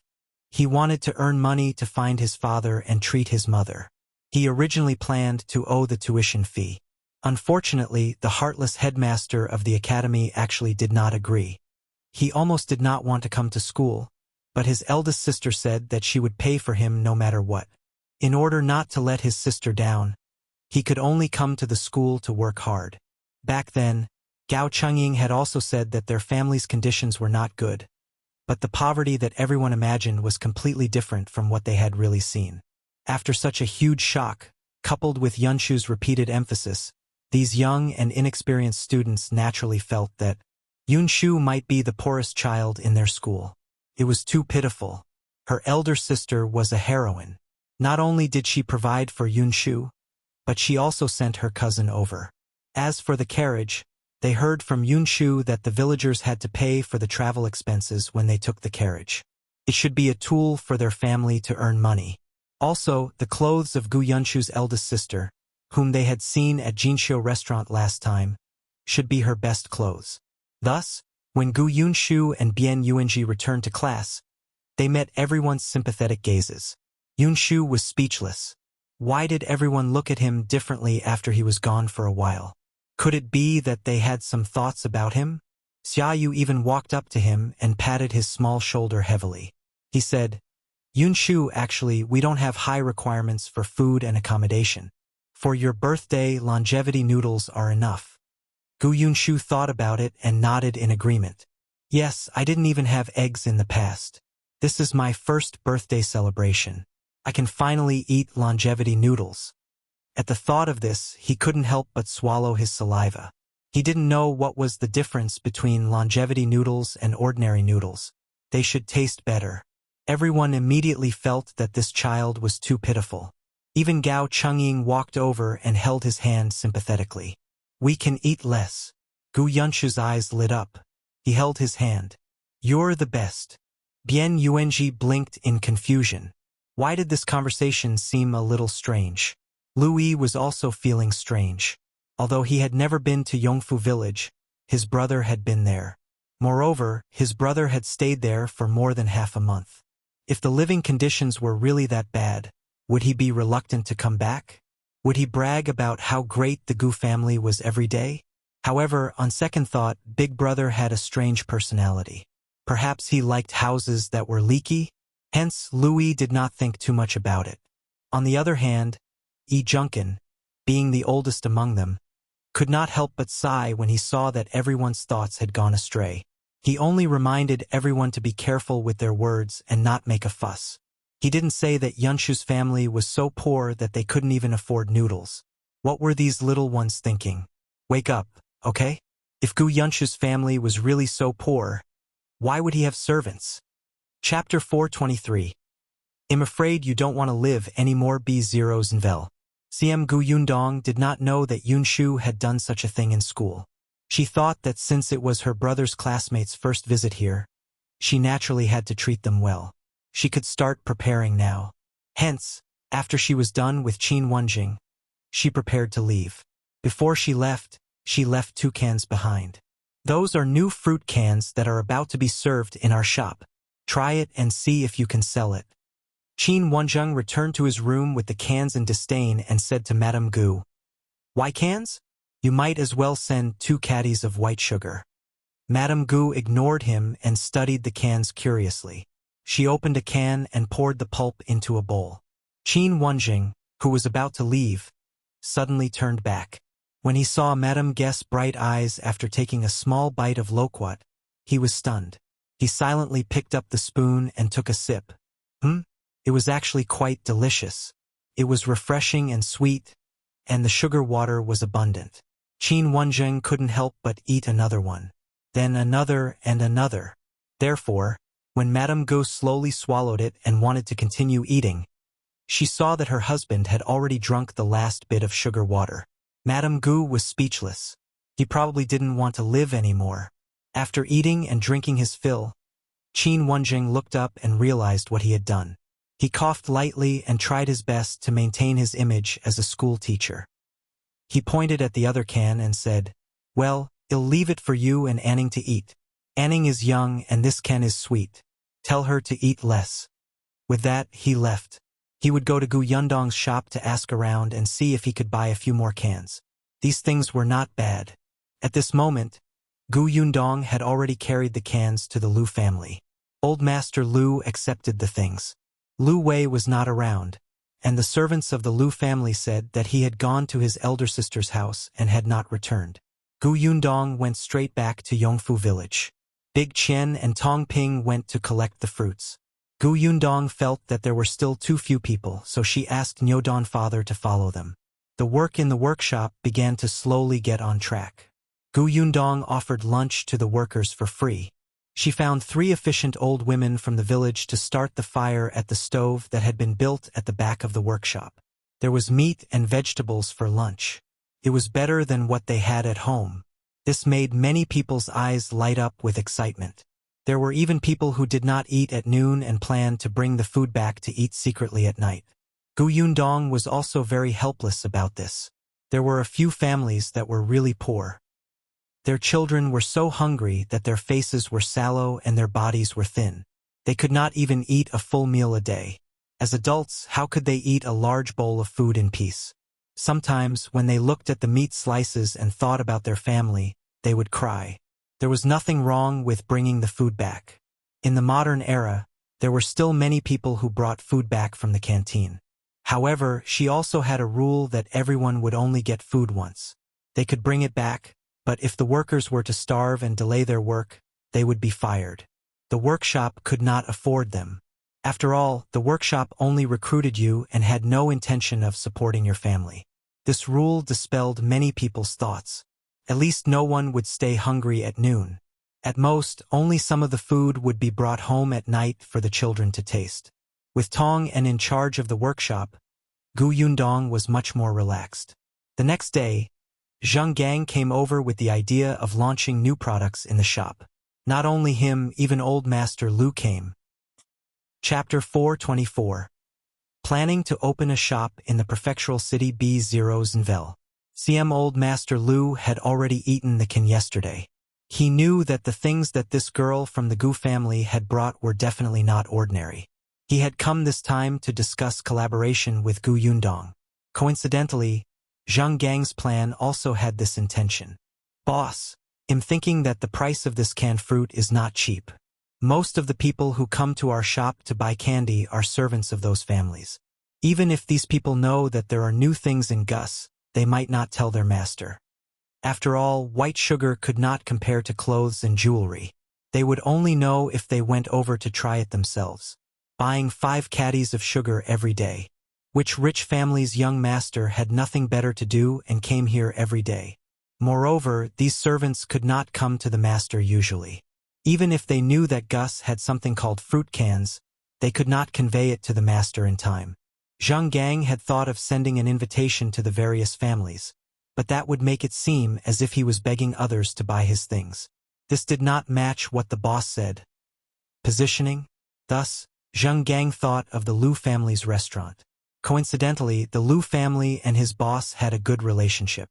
Perhaps it was a mutually beneficial matter. He did not expect to meet Old Master Lu on the way to Yongfu village. The other party's thoughts coincided with his. Gu Yundong nodded. "All right, well, do as you say." As she spoke, she suddenly turned to look at Old Master Lu. "Uncle Lu, I heard that you've also opened Jinshu restaurant in Xuanhe Prefecture? Old Master Lu was stunned for a moment before he laughed out loud. Why? Do you have enough goods here? Do you want to sell them in the restaurant over there? I want to try selling them in the Prefectural city, so that I'll be confident when I open a shop there in the future. Old Master Lu pondered for a moment. That's true. I heard from Lu Wei that you've grown a lot of fruits. The workshop will also grow bigger in the future. This county city won't be able to eat it. There are many big families in the Prefectural city, so it can be sold for a high price. Alright, it just so happens that the restaurants in the Prefectural city lack new products. Your cans come at the right time. However, you have to lower the price for me. Of course. Gu Yundong's price was 120 copper coins for a fruit can. Of course, that was the price in the county. There were at least 6 or 7 loquats and a lot of white sugar in a can. These two things were not cheap. Coupled with the labor transportation fee and the cost of the clay pot, the profit wasn't much compared to white sugar. The price in the Prefectural city would definitely be raised. Regardless of whether the customers ate it or gave it as a gift, they would gain face. Gu Yundong and Old Master Lu discussed the supply problem and quietly waited for the feedback from Jinshu restaurant. Just one day later, Yongkang came again. The customers who went to the restaurant to eat were all unsatisfied. Then they followed Old Master Liu's guidance and ran to Gus. Each of them had a few jars without hesitation.